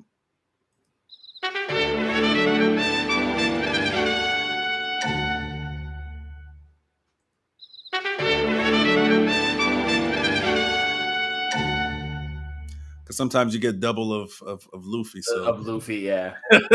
So I love fucking Robins. Just love Robin in general. No, that's my baby right there. I love Robin. Robin. Nami and Robin. Robin, I think I like Robin as a person a lot more than Nami. Oh, for sure. But you just can't deny the Yiddies when they stick out the side. When they stick out the side. Wait till That's what I'm talking about. That's what I'm talking about. I've seen all the images. I know. I've seen them. I know. Time skip is crazy. Thanksgiving is crazy. She get busty, my boy. She get a little busty. But Johnny B, you already know what time it is. It is the One Piece time of the pod. One So Piece. again, you should be about 30 episodes from where you were last time, which makes you in the beginning of the War of the Best. You should be around there. Okay. Oh, no. You should actually be in Impel Down. It's a very good guess. So, you should be in Impel Down. So I will give you the actual episode numbers now. So the last time on the Paradise podcast, I had left off on episode 398, and I am now on episode 426, almost at 430, 426. So decent amount. I don't know the exact number. He's doing the math. A little bit less than 30, but that's fine. You're around 30. I wanted you. I know you were busy. It's fine. I wanted you to be at least around 30. Yeah, because that's where you should be. Like if you're trying to averaging 10 episodes a week, we haven't convened for 3 weeks, so I'm right there, right? Like I would have watched a little bit more, like over the weekend in Wildwood. Like I even signed into my Crunchyroll account on the TV that was there. I had to sign out and everything. We just never watched shit. Like it was just like. My daughter needed a lot of attention, okay? She was very hyper. She didn't go to bed till like past midnight every night. It was wild. Yeah, she's normally in bed by like 8:30. It was like a whole lot of extra child for the weekend, you know? It was a lot. But it was a great time, but still, you know, very tiring. So a lot has transpired, right? Yes. Since then. And I really just need to give Oda his flowers again and again and again and again, because just the way that details become important is just like who the fuck writes like this? Who the fuck thinks like this? It is unfathomable how much foresight and how much like setup Oda does for his characters, where they're going, where they fucking been. He invests so much time making these fucking characters become real goddamn people. And I've never seen anything like this before. The immaculate attention to detail. One of the things I want to talk about to give an example of this detail is the tattoo on Hachi's forehead. Okay. Right. So we know that Hachi has a red tattoo on his forehead that's always been visible. And then before we get to the Sabaody Archipelago, he covers up his forehead with a bandage. All right. And they don't really make it like a thing, you know, like Luffy asks him about the bandage and he's like, that, don't worry about that. It's nothing really, right? He doesn't want to draw a negative. Yo, oh my God, bro. So yes. So I'm sorry. I'm not gonna spoil anything. I don't want to, but I just want to say from where you were to where you are now, so much shit has happened. Yes. So let me finish. I'm sorry. I'm so excited. Let me get through it all. Jesus. I'm so excited. You already know, so you rewatched it. Let me get through it. Let me tell the audience what's going on. This is for me to go back and rewatch all these episodes and be like, damn, One Piece was fire. Like, that's bro. Honestly, like, I think honestly, and this is no, like, I'm not really trying to be annoying, but I really think that by the time you finish or get to where we are in One Piece, that shit may topple Dragon Ball as your favorite anime. I told someone today. I told a customer in the chair today, so because I'm wearing a Dragon Ball shirt, right? You can see it, right? I'm wearing my Dragon Ball Z shirt.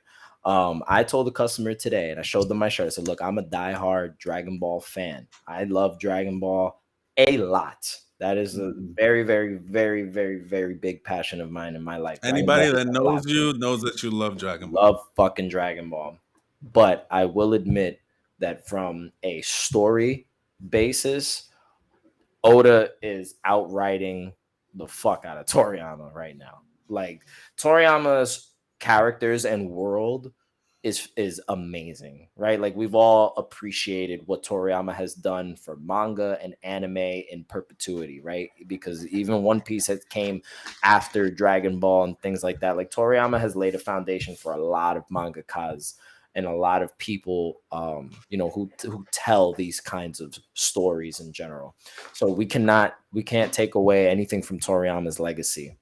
But from a writer's perspective, I do believe that Oda knows his story so well that even if he is getting help from editors, right, when doing the manga, if he has any editors that are like, we should change this, we should add this, he stays so true to his original vision, in my opinion, just because of how well the story works, that I don't even think they're editing it much.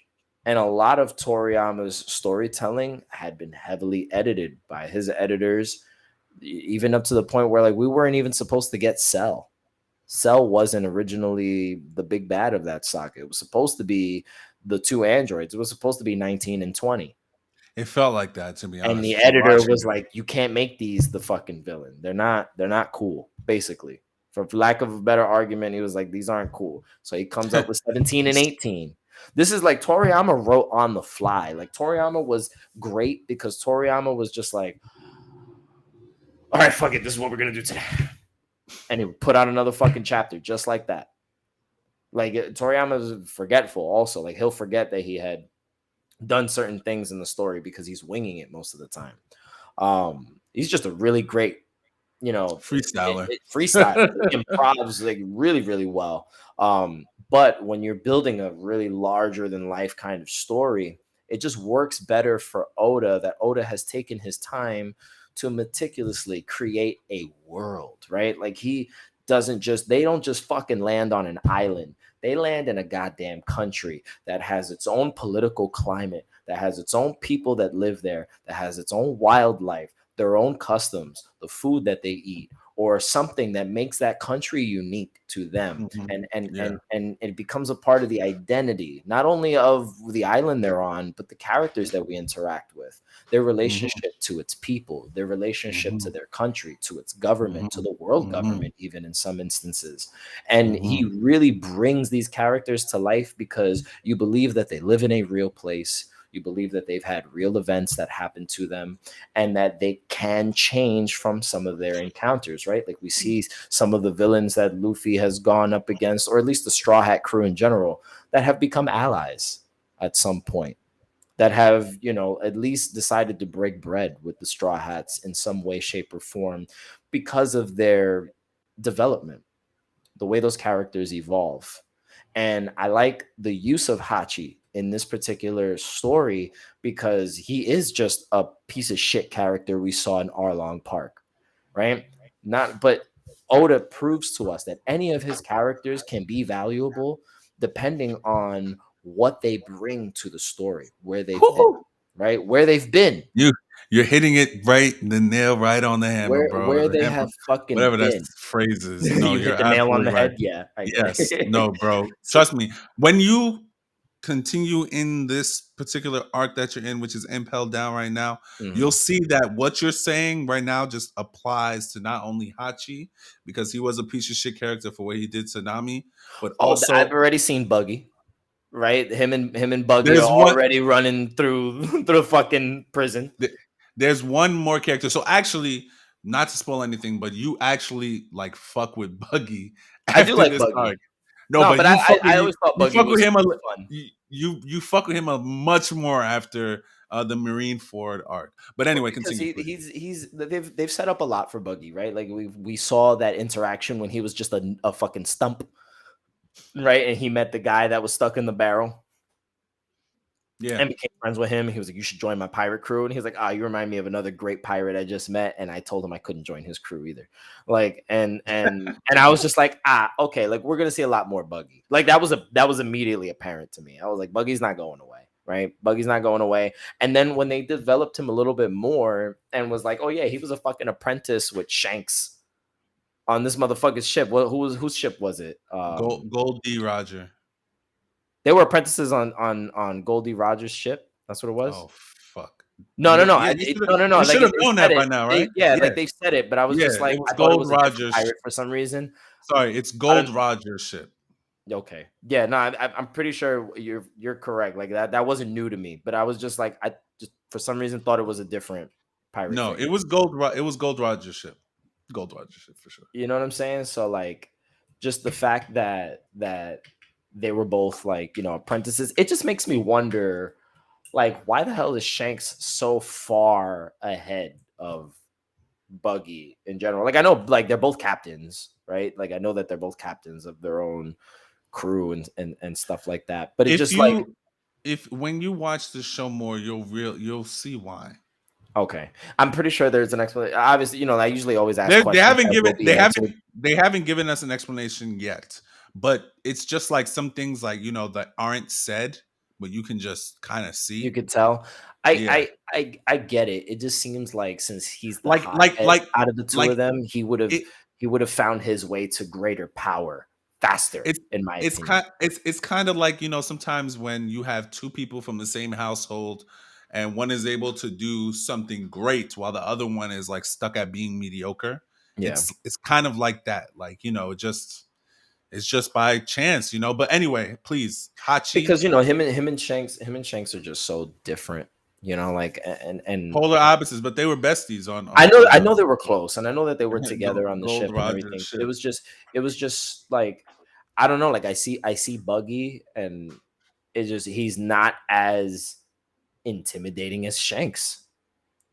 Like Shanks is fucking making people pass out and fucking all four heads on deck when Shanks walks on the fucking ship. You know what I'm saying? Like, and I know that's him using his hockey, but at the end of Yo, the what's day, it crazy is just when he shows you walked that on the ship.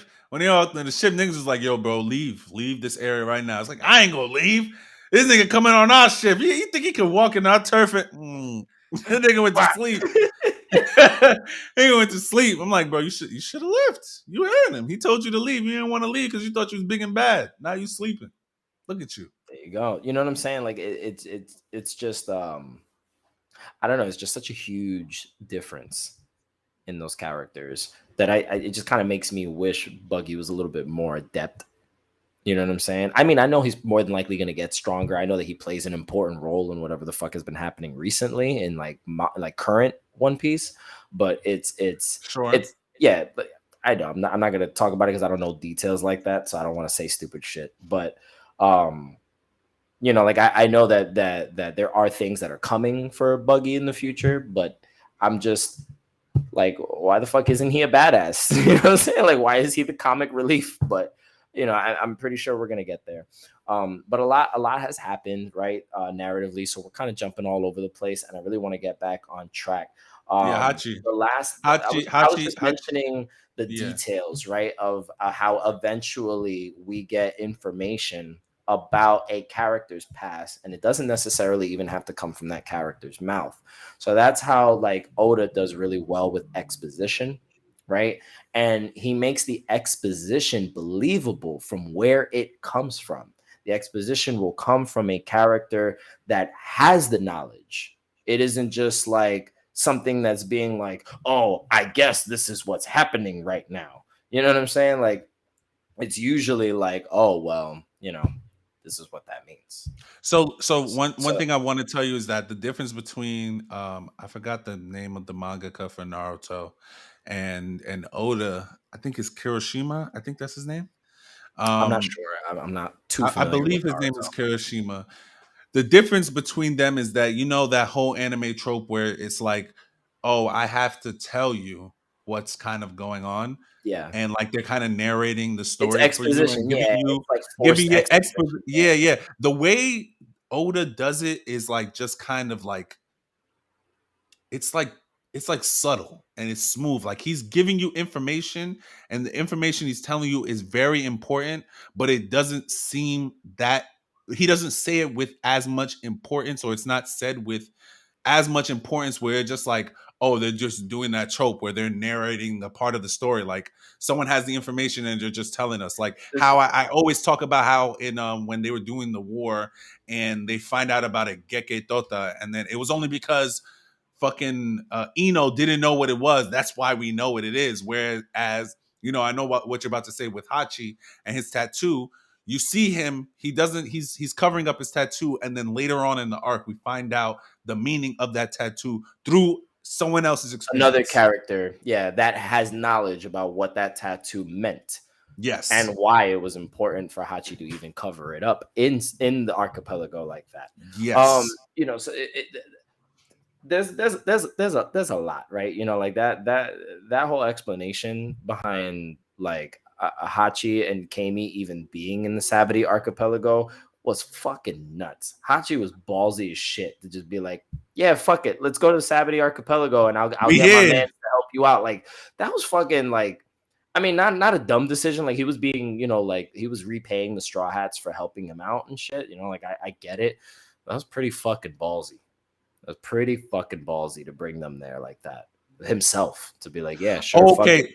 So the last thing you saw, right, or the last thing we spoke about was Straw Hat Luffy punching the Celestial Dragon. I think that was the last thing. Yes. I was going to ask you if I had got to the point where he punched the Celestial Dragon. That's the last thing we spoke about. So now they've OG comes in.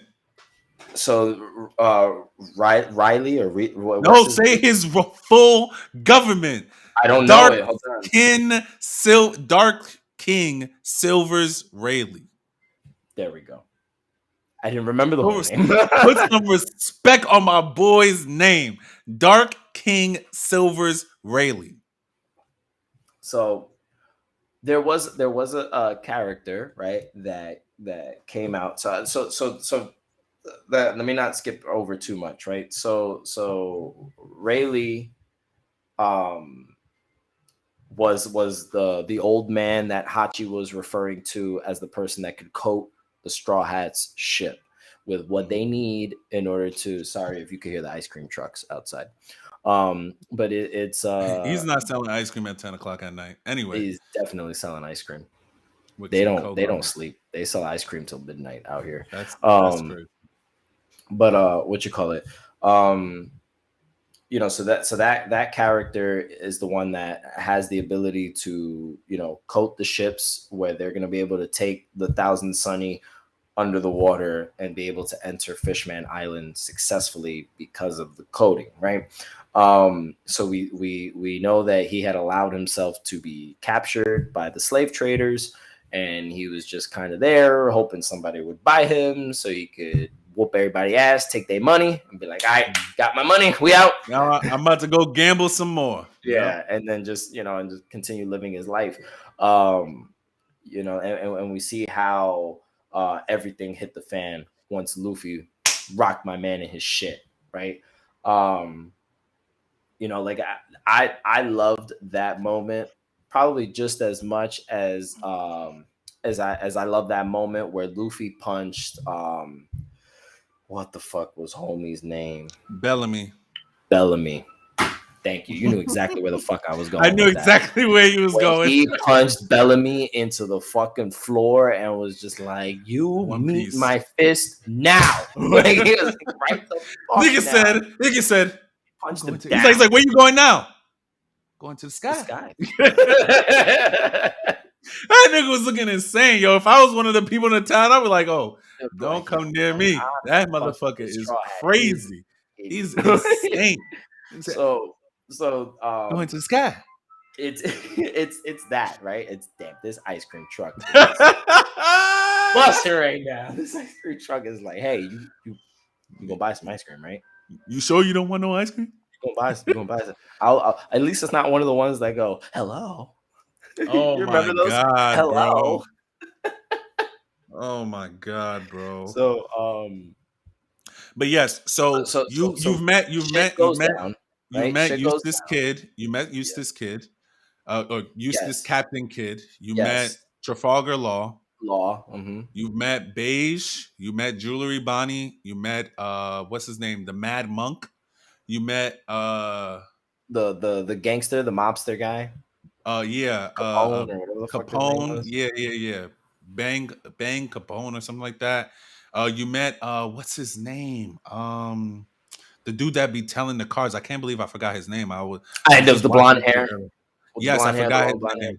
Yeah, I know who you're Yeah, talking about. you meet him. You meet Drake. Drake X. Yeah, So you meet there's a a lot lot of of people. You there's meet a definitely lot a lot of of all of characters. those people are rookies, basically meaning they just recently got out to sea, and they're just made a name within the year that they've been pirating. They have over $100 million bounty for themselves. Yeah, So they established that all right, everybody and what who's the only other one that has a higher bounty than Luffy? Just Kid, right? yeah, Kid is the only one. Luffy has the second highest, and he's only like maybe 50 million away or something like that from Kid at that Yeah. point. So shit goes down, right? Rayleigh helps, rescue Kami, and everything inside is going on. Then Kid, Law, and Luffy all rush outside to deal with the Marines that show up, because the Marines are gonna, they show us their Yeah, devil fruit powers, right?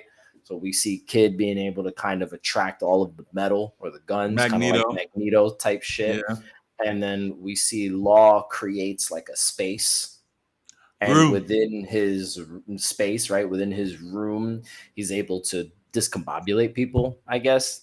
He doesn't explain it, nor does Oda explain it in any way, at least in the anime, just yet. Like, they haven't really like explained it. We see it, you could see what the fuck he can do with it, but But you it's don't not really know how explained he's yet. able to do it. Yeah. Yeah, they haven't explained it just yet. I'm assuming Law eventually will tell Luffy or somebody about how his devil fruit works, or he'll tell whoever he's fighting, what the fuck he can do. Um, but that was interesting. I also noticed that I don't think Law does become a Straw Hat, right? Okay. Because I mean, like I've seen like I Okay. don't know, I've seen like images of the Straw Hat crew, and he's just not there. So I was like, all right, I assumed that he eventually would be, but then when we meet his character, we see that he is a captain of his own ship, and he's got his own crew, and he's even recruiting slaves there. It's like, hey, you come be a pirate for me, I got your fucking back. Like, you know what I'm saying? Like, so we see a lot of that. He's very charismatic, and he's very, like, I don't know, very cowboyish, very adds the yaw at the end of everything he says. I don't know how they do it in the English dub, but No, he doesn't really do it in the English dub. in But the Japanese dub, he adds a yaw yeah, at yeah. the end of, like Yeah. most of when he, like, so he says shit. So I assume they're giving him like a country twang to his voice, at least like the way a Japanese country bumpkin would sound, kind of like a Goku, right? I think that's like just because like between the three of them, he's like the cool one. Like fucking Eustace Kid is like the emo one, Luffy's like the goofy one, and he's like kind of cool. When I mean, Melodramatic, cool yeah, type of like experience. yeah. Yeah. So I think that's what they're doing, but So it we could see just be me. we see them handle the Marines, and then we see the introduction of one of the, oh my god, I hate my boss. He just sent me a wild ass got you text message. And, um it's we see how everything goes down. They introduce one of the admirals. I believe he's an admiral, right? Yes. Love this character, Yes. right? My second favorite In admiral. in Japanese, like, this is just amazing in Japanese, right? Like, I know that you do like the English dub. I'm not gonna be behind the English dub as much as I am behind the Japanese dub for One Piece. The Japanese dub is Um, really is good though. Like I watch the Japanese dub yeah, because but I'm current, are but you I'm doing my rewatch in English right in now. English?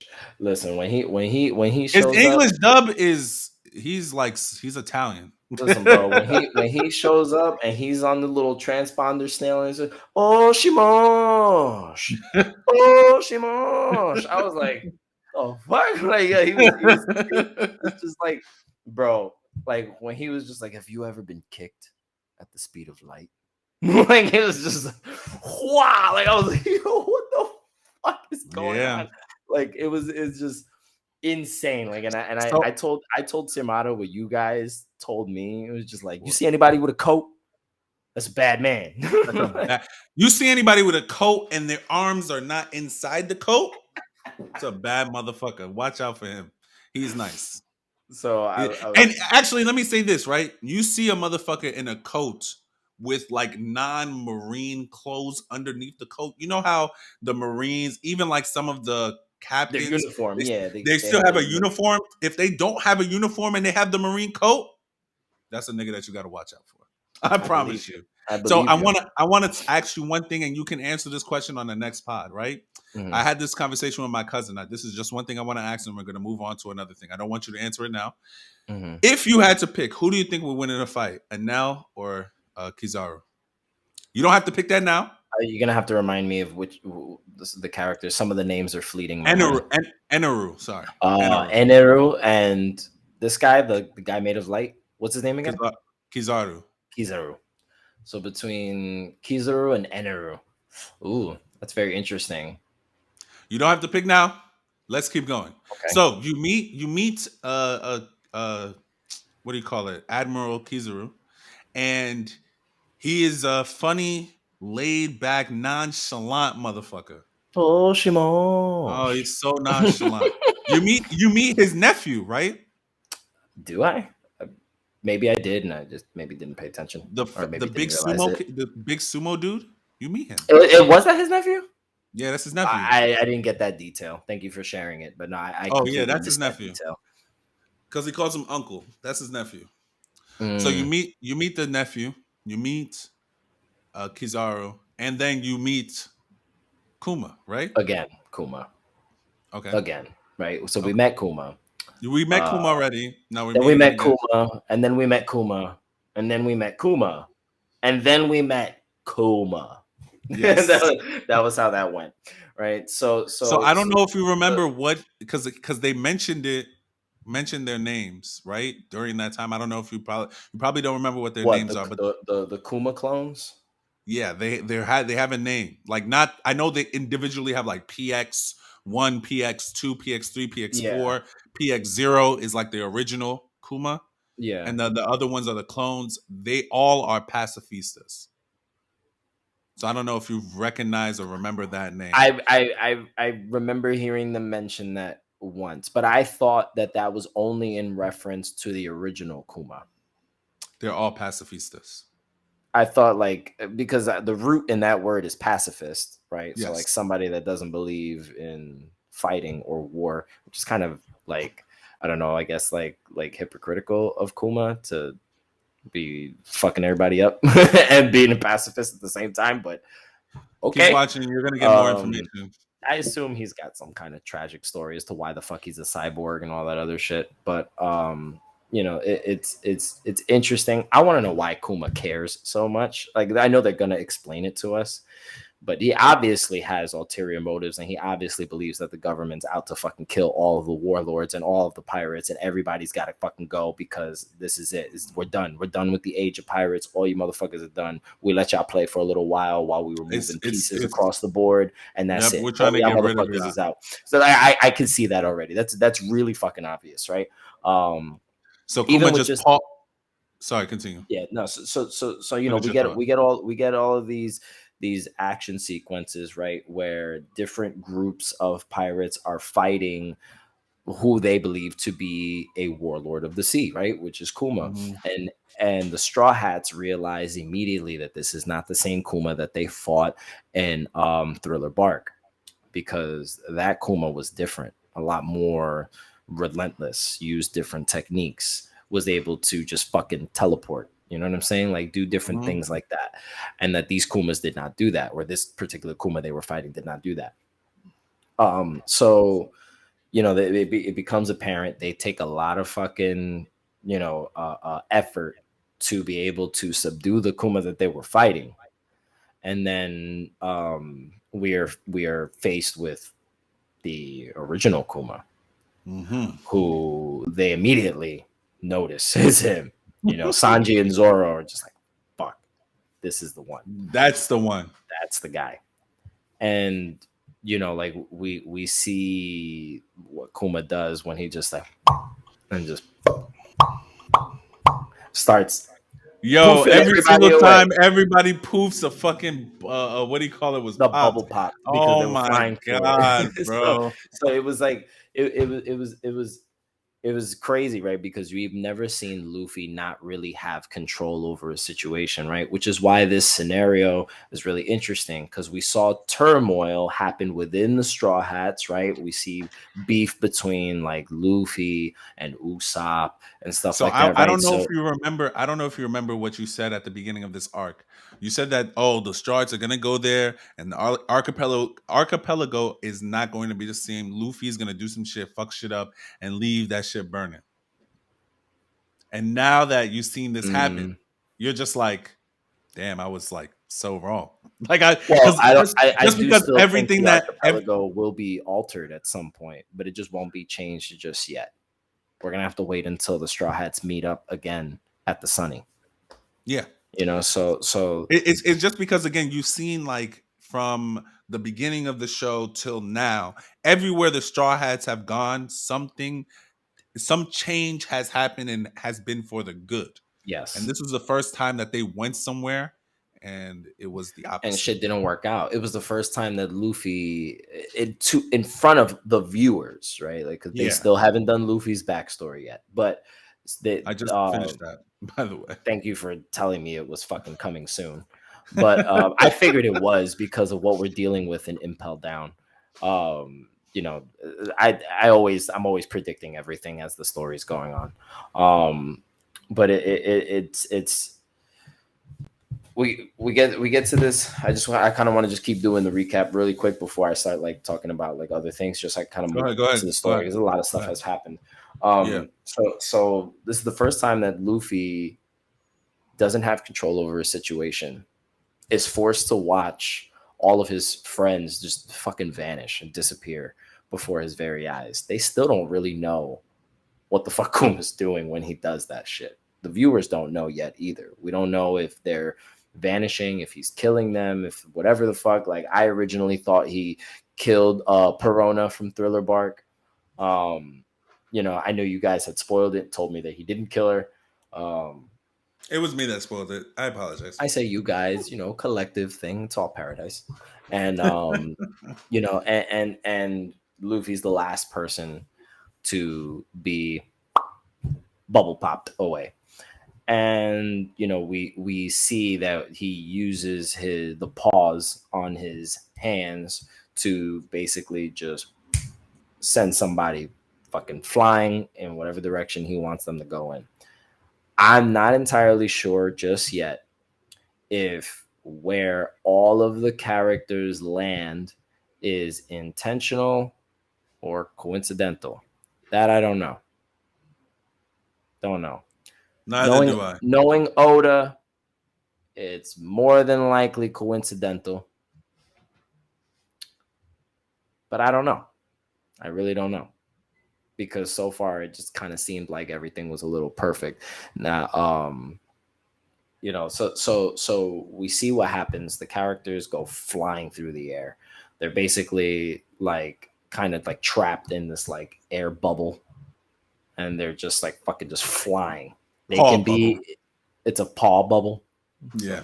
It's a bubble of fucking air that he repelled, right? So you know, it we see them flying. They say that, you know, like he can send objects flying in the sky for days at a time before they fall back down. 3 days, yeah. 3 days to be super specific, right? But a couple of days can go by and you could still be fucking flying in the air, which is just terrible because, you know, how did Luffy pee and poop when he was in the air bubble? Did he just like pee out of the air bubble? Was he just knocked out for 3 fucking days straight? You know, Luffy likes to eat a lot. I have a lot of questions, but anyway, He was sleeping. He was sleeping. I know. I'm just saying, 3 fucking days. A guy that eats like 1,000,000 pounds of food a day. You know what I'm saying? It's gotta affect him somehow. But I know he makes up for it. Let me get there. So I didn't see anything. Luffy lands in heaven because he's dead, right? So Luffy is in heaven. A heaven that I very much would like to go to. Who's heaven? Yeah. A heaven that I would very much like to go to. Fucking Sanji. And yes, I'm so happy that we did not see Sanji land in Amazon Lily, right? So that's just because that just would have been overkill. And I think Sanji probably would have died of a heart attack. Like I think he would have just like love hearted his eyes to pieces, smithereens. He would have just like fainted from all of the women, just a whole island full of nothing but Amazonian goddesses. Some of them not so much, but Amazonian goddesses nonetheless. And this is interesting, right? Because you could tell like what things influence Oda in general, just in pop culture and where he gets ideas for certain characters and places and things like that. And obviously, like Amazon Lily is like Themyscira, Yeah, Themyscira. Right? The Amazon land that Wonder Woman is from. You know, just the entire country of all warrior women. You know, so we have a version of that now in One Piece, and the name of the island is Amazon Lily. It is governed by one of the 7 warlords of the sea, and her name is Boa Hancock. And this woman is fucking ruthless. This woman is so cold. It's so goddamn cold. And did not know really what to expect with her character. And I'm kind of glad that she is ruthless because I really didn't want to see a warlord of the sea kind of have a more softer approach to their nature, right? Like I just kind of felt like it just wouldn't be very piratey to me, right? So I just love the fact that she is cold enough to kick a fucking kitten out of her goddamn way. Who the fuck and a seal, a baby seal. Who the fuck left their kitten in my goddamn way? Get this fucking animal and just fucking kicking these fucking baby animals. The kitten was ready to fucking fight. She was like, "But you forgive me because I'm beautiful." And then me, I'm watching and I'm just like, of course I forgive you, Boa. You can do whatever you want to me, baby. I'll forgive you. You fucking disgust me. So Boa Hancock is probably one of the most beautiful anime characters I've ever fucking seen. And she is a cold-hearted bitch. And she's stacked, man. She's stacked. Yes. And you know, they created a nice little solo adventure for Luffy. And I think what Oda's doing is a tremendous amount of character development for its main character who doesn't need any more character development, right? So like we know that Luffy is pure-hearted, that he, you know, doesn't look at things the way that other characters look at things. He's very cut and dry. He's very just like, you're a cool person, I'm a cool person, I guess we're friends now. Like he's just so like, you know, like if you're nice to him, if you deserve his friendship, he will be your friend. But if you disrespect him, you disrespect his friends, or you disrespect someone who is a downtrodden person and can't like fight for themselves, you're just a fucking disrespectful ass person. He doesn't take kindly to it, and he will tell you that he doesn't appreciate the way that you are fucking treating anyone. And usually with his fist, he'll say something first. He don't just like, you know, straight up like God, like he's not just gonna fucking go ham on you right away. But you know, he can if he wants to. You know, so Luffy lands in the country of Amazon Lily and learns about, you know, the warrior women that live on this land. And majority of the women in this country have never even seen a man in person. They don't really travel off the island. Only the pirates on Hancock's ship travel. The Kuja pirates that they travel and they see the world and they understand what's going on out there. But the other warriors of the Amazon, you know, they stay on the island and they fulfill their responsibilities, their duties. They protect the island. They preserve its way of life, you know, and I understand, you know, the characters and their motivations and stuff like that. It's interesting that, you know, the first guy that they meet is fucking Luffy, and he's like a terrible example of like what like guys are like, because he's just so like They thought he was a la-di girl. fucking da.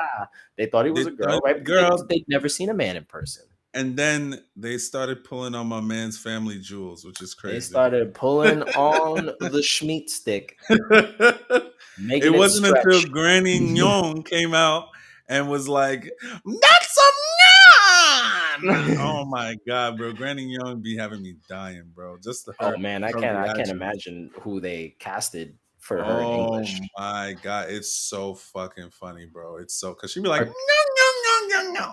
I'm like, shut the fuck up. But continue, please continue. it's So you meet, so you learn about Luffy. He comes there. They give him a bath. They give him new clothes, and then he gets angry at the women because I think they wanted to see they his family jewels or whatever. And they then he wanted was to like, cut his testicles off, so because he called "Yeah, them family jewels, so they assumed that that they he were had fucking actual jewelry in his jewels." Yeah. fucking scrotum, and it was like, So that nigga raised his voice, and then they all said, "All right, we about to kill this nigga," and pointed all their bows and arrows at mhm. this nigga's head. Very powerful bow and arrows, to be specific. And when Luffy asks, what do you know, what kind of bow and arrows are they? These are just regular bow and arrows, but they're like destroying the rock and building and everything. And they were like, "You fucking dumbass, that's because we shoot these arrows with hockey." And he's like, what? What? They're like, "You don't even know what the fuck hockey is?" And he's just like, beats me, dude. And Yeah, I mean, then, you know, the last time we saw somebody use hockey, they called that shit mantra. the Skypeans called it mantra, Yeah, right? So I told you it was that all that back then was interesting and what it was alluding to and stuff like that. So I kind of love how it comes back into the fold and becomes better explained and things like that. that's not even the first time we see hockey, though. I did want to really tell you that the first time we see hockey is with Shanks. Well, when he defeats the Sea King to Yes, save Luffy, yes, he used uh, hockey. yeah, it makes sense. I also noticed it when the two giants blew a fucking hole through that Sea King, the giants from Elbaf, when They didn't use hockey. they literally just fuck with pure fucking force just blew a hole through a Sea King. They giants are dumb strong, bro. In the One Piece world, giants are stupid strong. They didn't Okay, use hockey. I just figured that that much force and the way that it happened, that was an example of hockey. Um, so So you know, yes, so it's Luffy getting chased discovers, yeah, around the that Amazon Lily or whatever. Amazon lilies, all the warriors are chasing him, and you know he befriends Margaret, and you Well, know he kidnaps her he and then kidnapped befriends her, her. but he befriends her, right? And you know they try to learn from each other a little bit. She saves him from drowning, even though she has no idea why the fuck she saves him from drowning. She could have just let him drown because she didn't really like feel any excuse me, anything towards him at the time. But you know, she saves him. They have their character interactions. They do become friends. And he's just explaining to her that he just wants to get back to his friends. It's like, I'm not here. I'm not infiltrating this country. I'm not doing anything crazy. I flew through the air. I landed here. And I just want to make sure my friends are okay. That's it. That's all I'm doing. So if I can ask, you know, the leader of this country for a ride on her boat, maybe To get the fuck out of she'll here. take me where I need to go.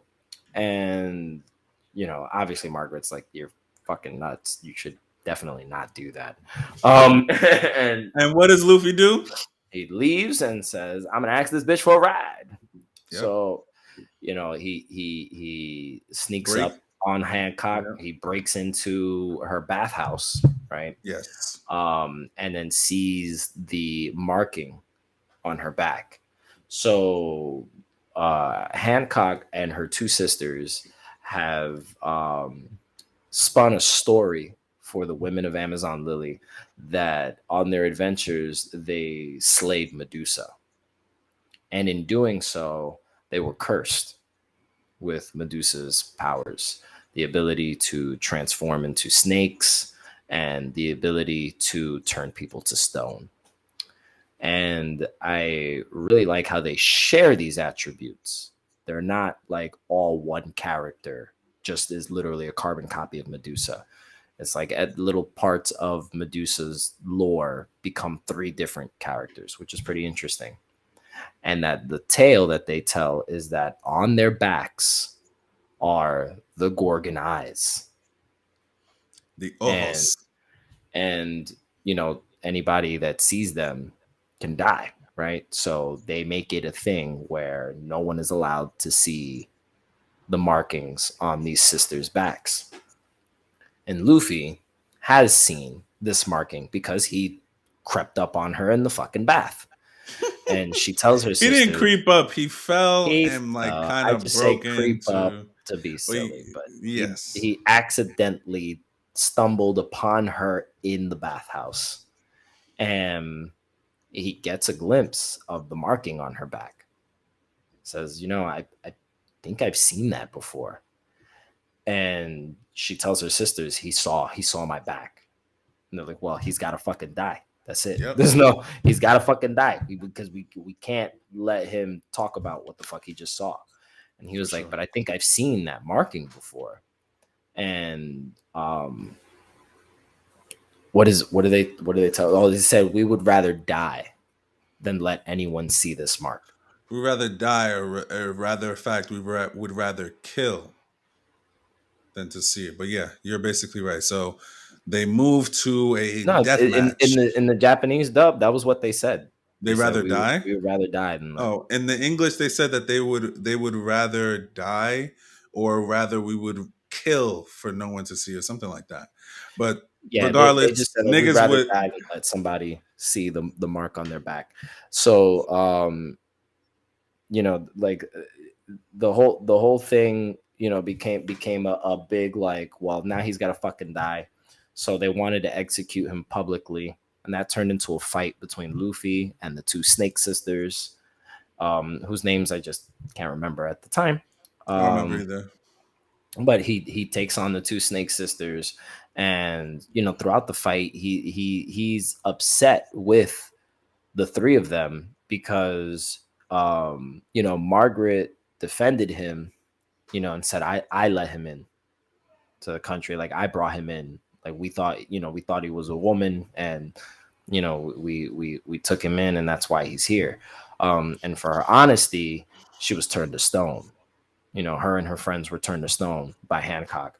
And you know, she has the love beam. So the fact that she's able to enamor people, right, with her beauty and with her charm, that lust or that love or that feeling that you get when you are enamored by her allows her to be able to turn you to stone.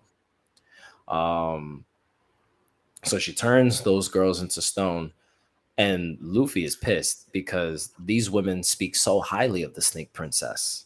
She's everything to these women. And he's looking at her like, they look up to you. And you're just going to fucking punish them and turn them to stone?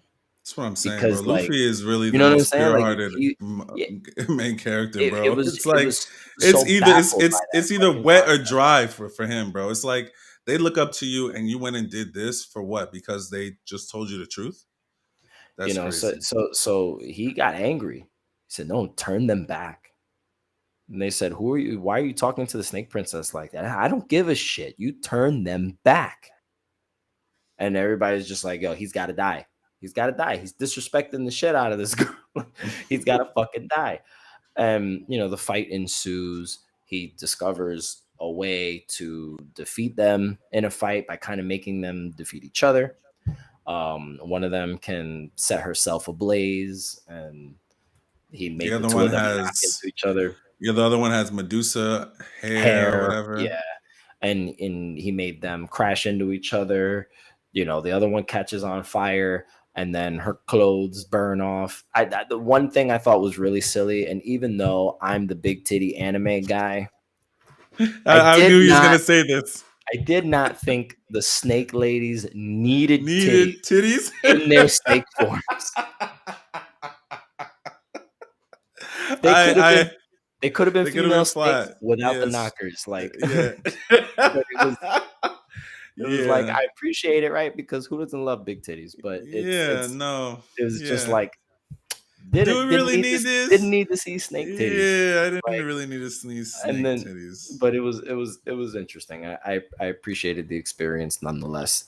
And her clothes burn off, right? And what Luffy decides to do is just throw himself on top of her back as she was forced to lean over and grab onto the bleachers in order to keep herself from falling into this pit. And Luffy decides to throw himself over her back and cover the marking that they have there. And she asks, why are you doing this? Like, what are you doing? And he said, you guys said you would rather die than let anyone see those markings. And that has nothing to do with our fight. That has absolutely nothing to do with our fight.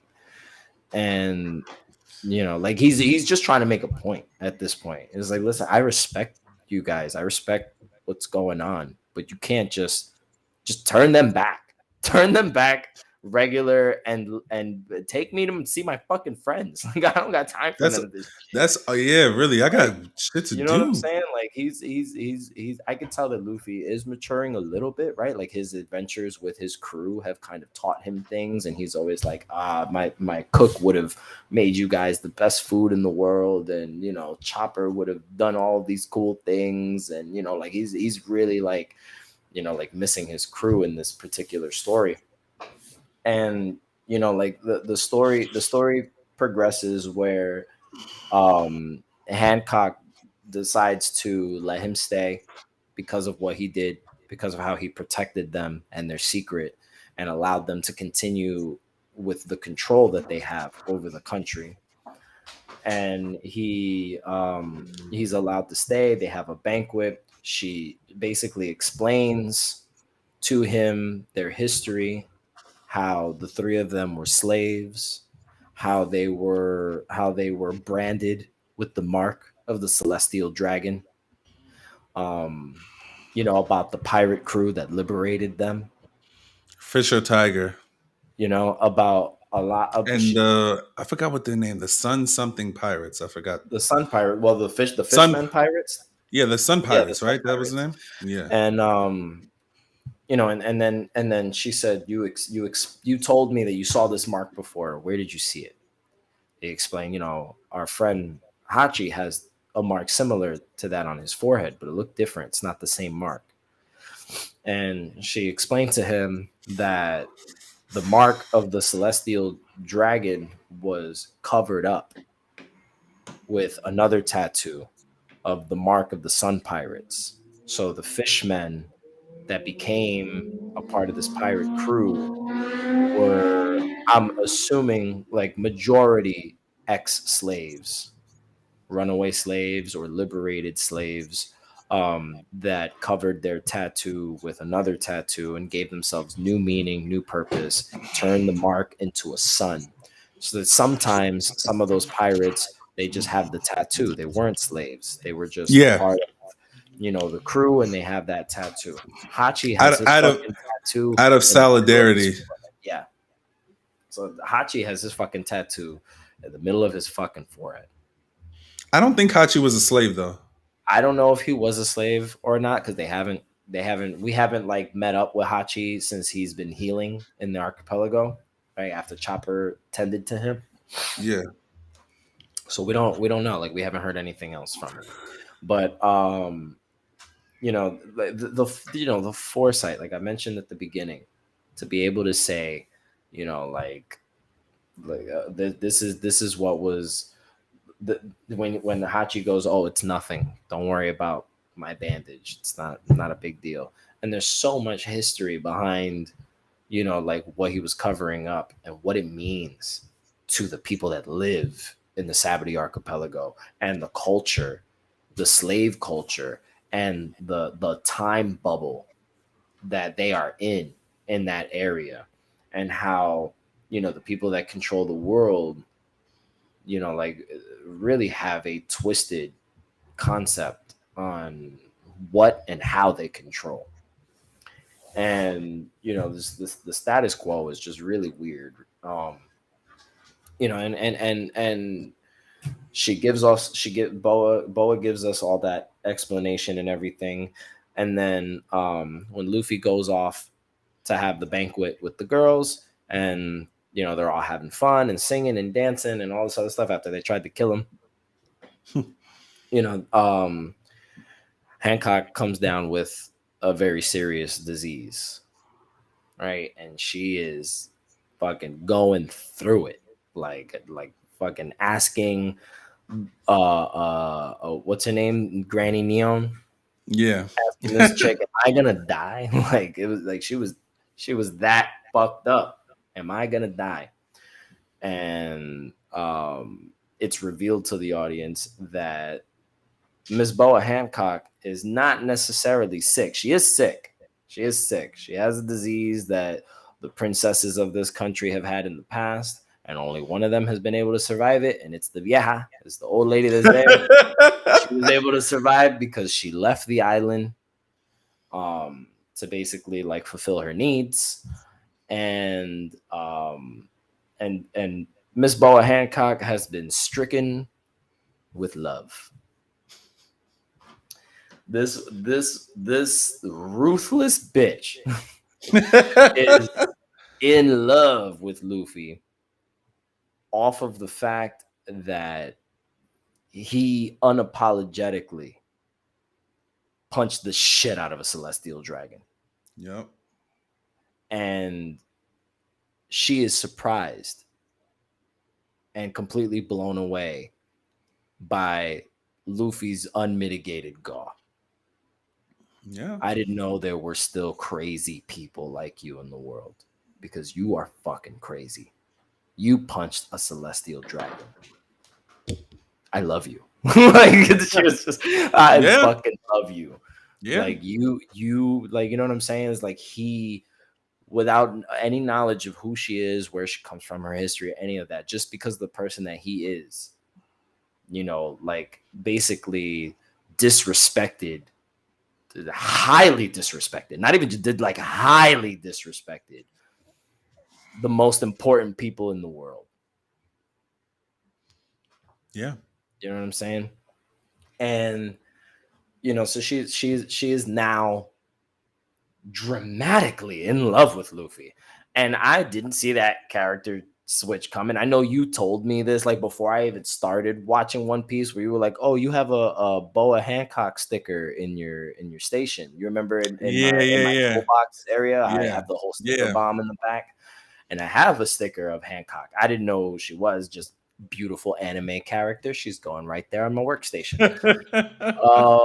You know, and you were just like, yo, she is in love with Luffy, bro. That bitch is in love. And I was just like, I remember. Forgot all about that shit. Forgot all about that. And I remembered it when I finally freaking saw that shit. And I was like, damn it, I knew this shit was gonna happen. I totally forgot that she is fucking in love with him. She's head over heels for that nigga, man. Now, before, because I know that we've been talking about One Piece for a long time. Yeah, it's fine though. I'm loving it, man. Because it's a lot. It's a big catch up. Yeah, so just to kind of move it forward a little bit. All right, so Granny, I was gonna get to a point that I wanted to say before I continue. Go. Yeah, if you would let me. So here's my thought process. I have to get this out now. I want it to be, you know, in the video, documented. Yeah.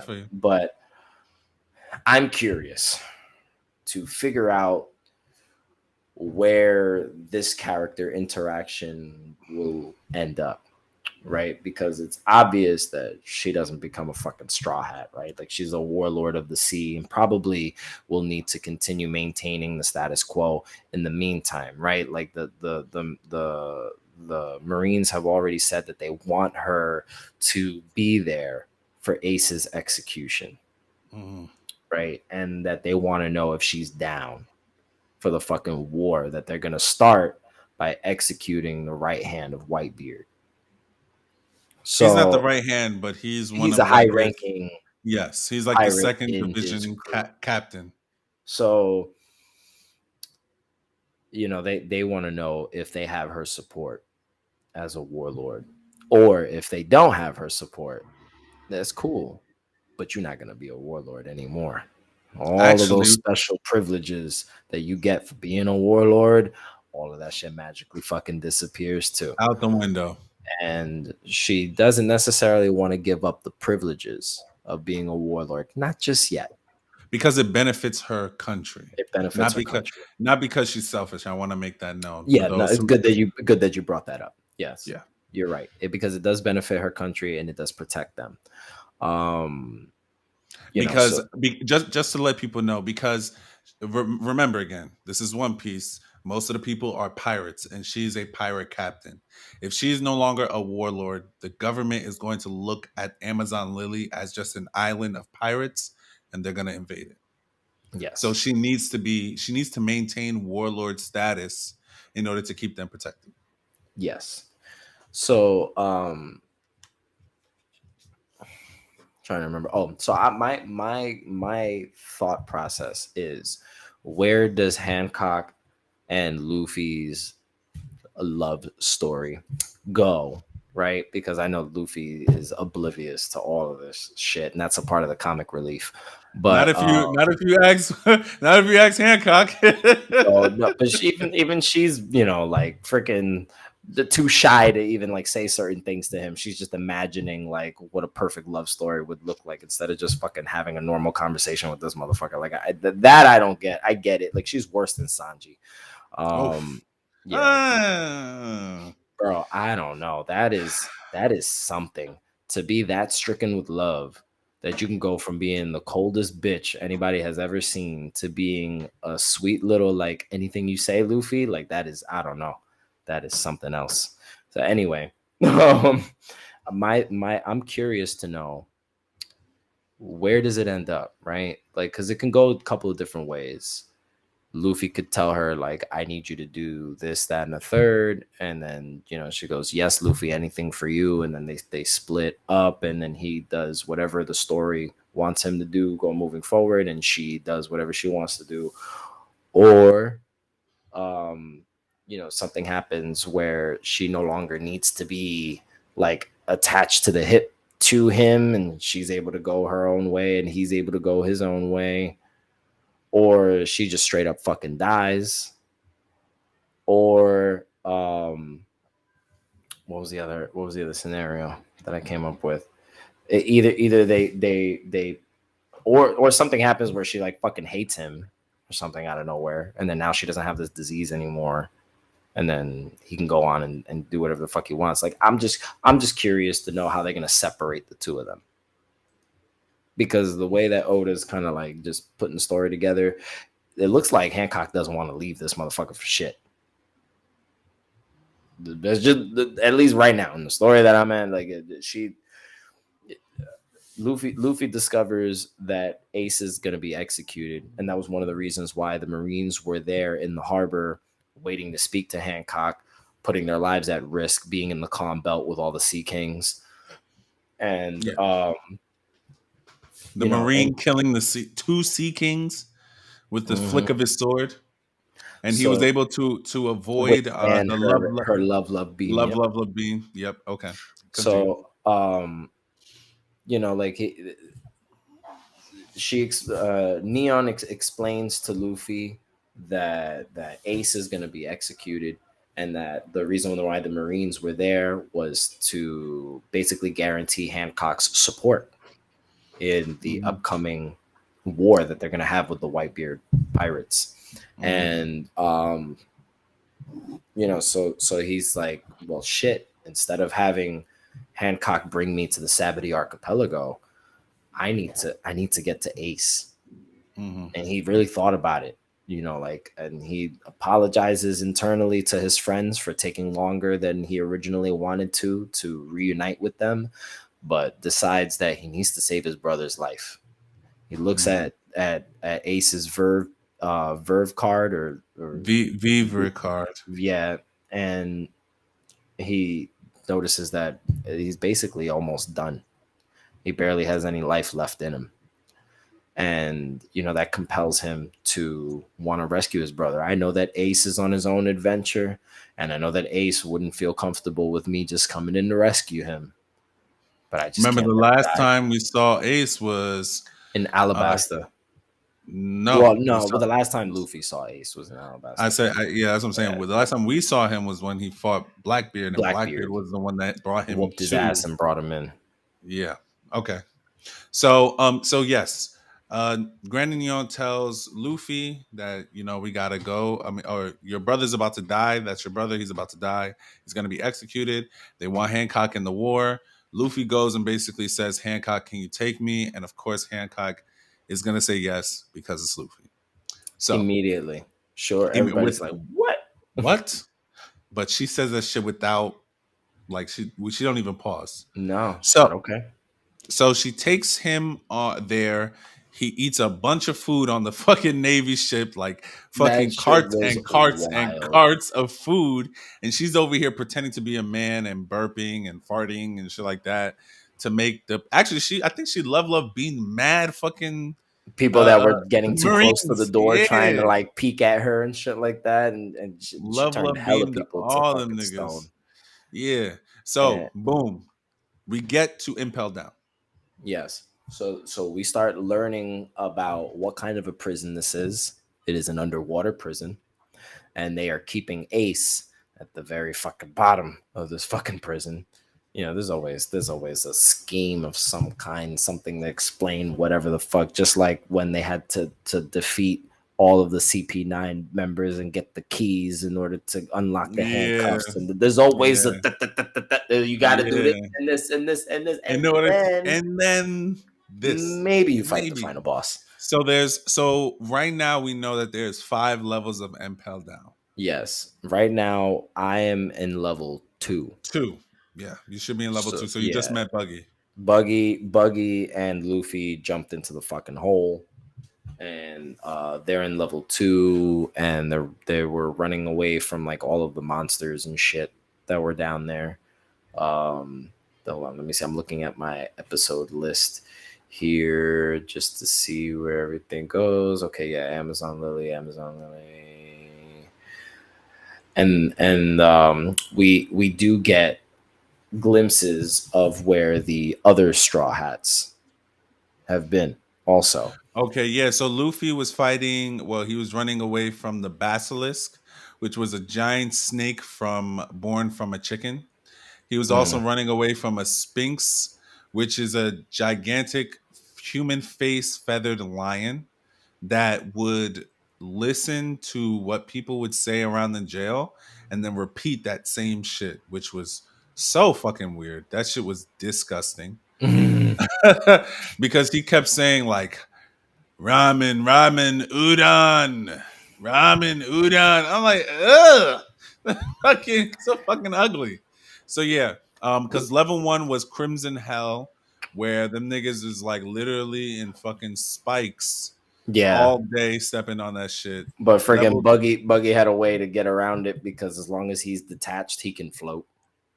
Yeah, so again, if people don't know, Buggy's fruit, I think it's called the chop fruit. And he has the ability to basically chop himself up into little pieces. And as long as his feet is on the ground, he can float in the air. And of course, he can control his pieces in any way he wants as long as his feet are touching the ground. Correct. So they pass the first one, which is Crimson Hell, to Wild Beast Hell, which is where they find the Basilisk and the Sphinx. I think they meet someone else on this level as well. I don't know if if you met them yet. They meet the warden. Well, they didn't meet the warden. We're introduced to Magellan. Right. Yeah. And then the guy that wants his fucking job and all that other shit. The vice warden. Yeah, so we meet those characters. That now where I'm at right now, it's a 4 episode filler that is related to the movie. That's what it says. A special Yeah. presentation related to the movie. All right, So so this I is want so to know which you movie finally this found a is. movie that you can watch. Wait, can you watch? Yeah. You can watch it. I You mean, I'm finally find a here. I'm movie. here at the anime, and it You can says finally find. presentation related to the movie. So, damn, what was the name of the movie? This wasn't So Stampede, right? I think it was Stampede.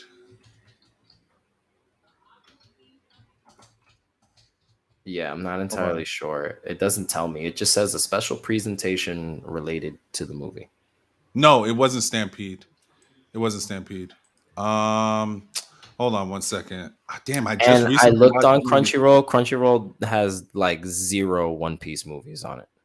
You're gonna find all the One Piece movies are gonna be on Amazon Prime. Thanks for telling me this now. All of them. I'm sorry. All of them are gonna be on Amazon Prime. For free 90 nickels? Well, yeah, as long as you have a subscription to Yeah, Amazon Prime, I they're have free. Amazon Prime. Strong World. Strong World. Strong World. So this one, this little filler is the filler with Shiki, right? Well, he's not in this filler, but Mm-hmm. this particular part is when Luffy goes and he sees like this flying bug or some shit like that. This just says rent or buy for most of these things. For most of them? Let me see. For the film Gold, rent or buy. For Stampede, rent or buy. So I know Strong World is on Netflix, bro, because that's where I saw, saw that I one. saw the announcement for them putting it on there. Hold on. This is like all seasons. Season this, season that. Hold on. Let me see if I could type One Piece movie and see if maybe that narrows it down. Yes, Strong World is on what do you call it? It's on Netflix. Netflix. So you can watch them on So they only have they only have on Amazon Stampede and Gold, and it's to rent it or to buy it digitally. all of them are coming on Netflix on Amazon Prime, I believe for free. Not yet. They haven't yet gotten there. Hold on. But continue talking about where you are while I look this so shit up. so I see for One Piece they have Strong World. Hold on, I can't see some of these titles; they're so small. Z. Yeah, One Piece that's film another one. Z. You can't watch that one. And That's then time skip. there's one that looks like the recap for Alabasta. I just see the cover of episode of Alabasta. Yes. It's an hour and a half. Damn, Yeah, they condensed Alabasta. they condensed an hour and a half. How the fuck do you even tell that story in an hour and a half, bro? I haven't seen it, but I can only imagine that a lot of the stuff. You hear that? Yeah, Z. No. Oh, good. No, Z was what 2012, and then Strong World 2009 was 09, yeah. And then what's this? This is episode of Chopper. That's how they got Chopper. They made a 2-hour film about Drum Island, but an hour and a half about Alabasta. Yo, Make it make sense. Look, man, you're asking the wrong person. I can only tell you that. Damn, you can rent or buy this. You can't watch this. I thought it was for free. I told That's you. crazy. But anyway, I kind of want to just like wrap this up real quick. Basically, yeah, you're done now because you're caught up. They've basically explained that Luffy has to sneak his way through Impel Down all the way to the lowest levels of the prison in an attempt to rescue his brother Ace the day before his execution. He was only able to get there using a Navy ship, which Hancock was able to tell the Marines, yeah, sure, I'll go with you, but on one condition: I need to see the prisoner. And that allows her to be able to sneak Luffy into the prison and allow him to go freely beyond wherever she was at into the prison. And that's when he bumps into Buggy, and a whole bunch of other hijinks ensue, and they end up making their way down. And now I'm at this little mini filler arc. So if I know Sirmata well, and I do, she's gonna want to skip the filler. So far we have skipped all of this like filler stuff. Keep skipping, I mean, this is not filler. It's filler, but it's not filler. I mean, you can skip it because it doesn't really have too much to do with the movie.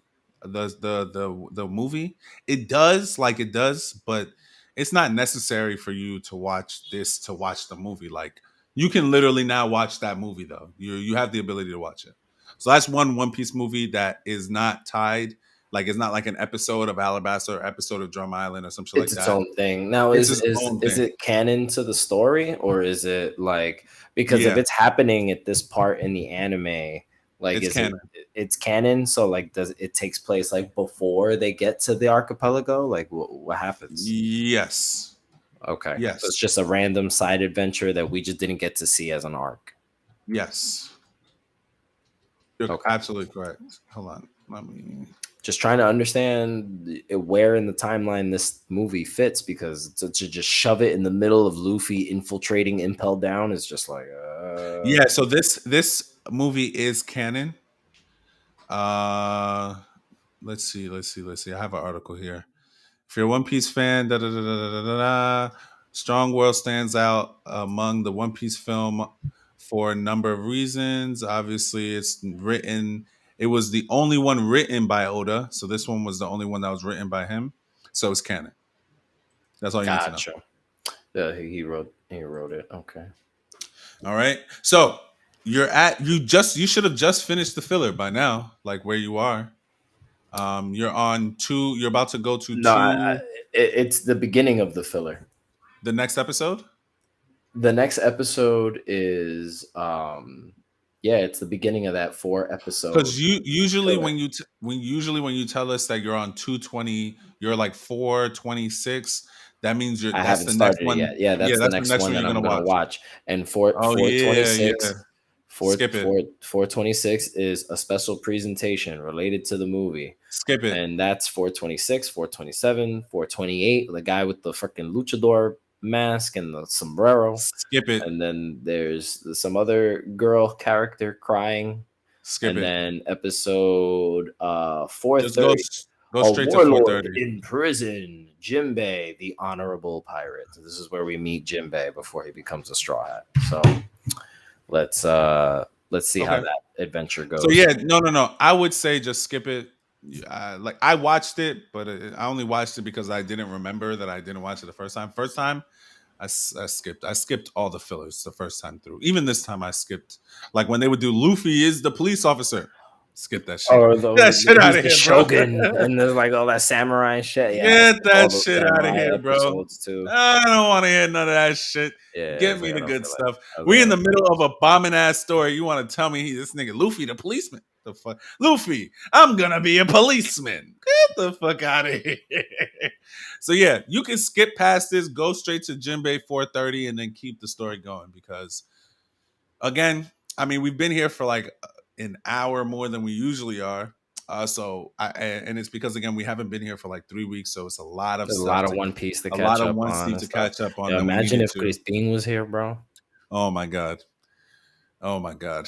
I mean, Crispin is probably going to be talking mad shit next week if he comes, if he's free. Maybe, yeah, maybe. So, but listen, And also my Shawnee too. If Shawnee was here my too. my Wouldn't be bad. takeaways. I want to change my answer to a question you asked a long time ago, where you were like, if you could live in the One Piece world, where would you live and why? Oh, Amazon Lily? Move in the Amazon Lily. I'm sorry, I don't care if I'm a prisoner in Amazon Lily. You're not going to be a prisoner, bro. They will kill you. They don't allow men on the island. Then when I die, I would like to voluntarily go to Amazon Lily to die there. Hey man, some of them women is built. I feel you. I ain't even mad at you, my nigga. I'm not mad. Bro. But it's been great, Johnny B. Been here for 2 hours and 30 minutes. We I have think been. that's like If you a what? record, I think. No, definitely not. But if you want me to take it out, I'll take it out right now. Yeah. Hold up. Don't do it.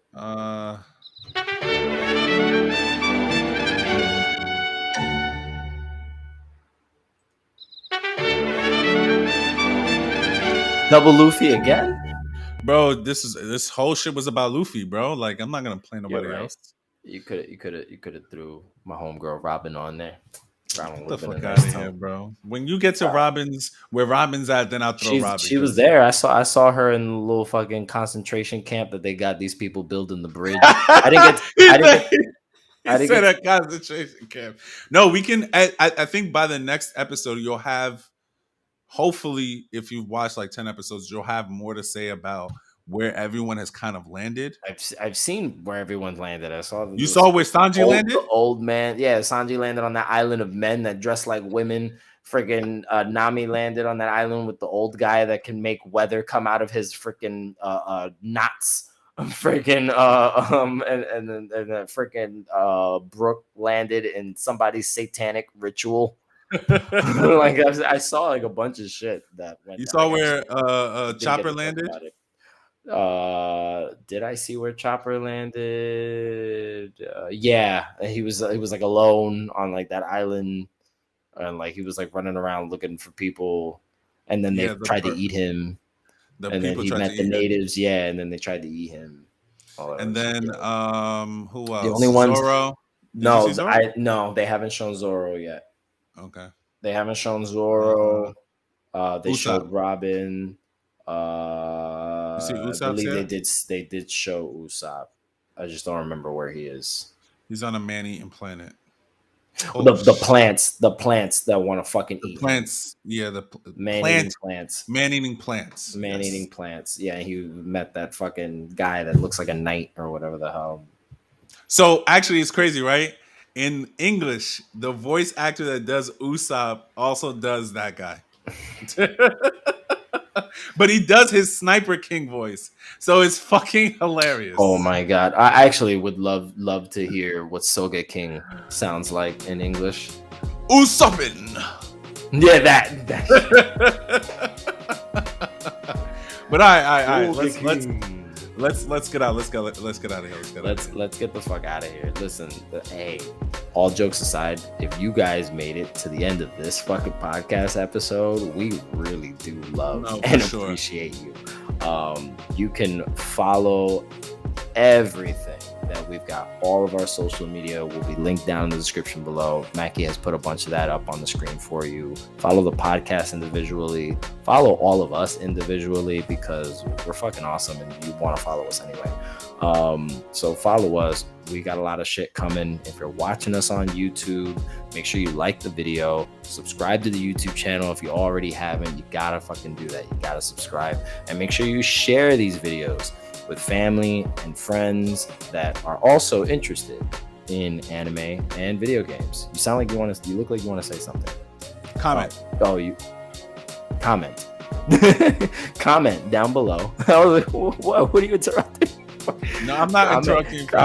Comment down below and let us know, even though it was late in the grand scheme of the discussion, let us know what you guys thought about Doctor Strange and the Multiverse of Madness, how you guys feel about Marvel Phase 4, where the MCU is kind of going and everything like that. Let us know how you feel about that. And then let us know how you guys felt about this really long and arduous One Piece review that we had. This might be the longest One Piece review we'll have. Yeah. It was 3 weeks. 3 weeks worth of watching and Oda tells a lot of story in 3 weeks. But that's all the time we have for today. So we will catch you guys on another episode of the Paradise Podcast. We are also available to listen to on every platform that you can get your podcasts on. And if you are listening to us on Anchor specifically, which is a really great platform, if you're not on it, you should try it out. But on Anchor, there is a way for you to make any kind of monetary donation you would like to the podcast, and we would appreciate any of those donations. It does help us improve the overall quality of the podcast, and we're able to give you guys a better show in the future with whatever we accumulate. So that's all the time we have for today. I will catch you guys on another episode next week, hopefully with a full cast, and we out here.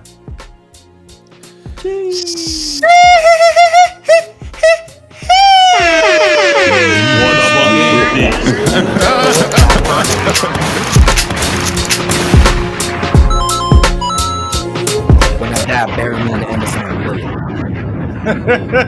Amazon.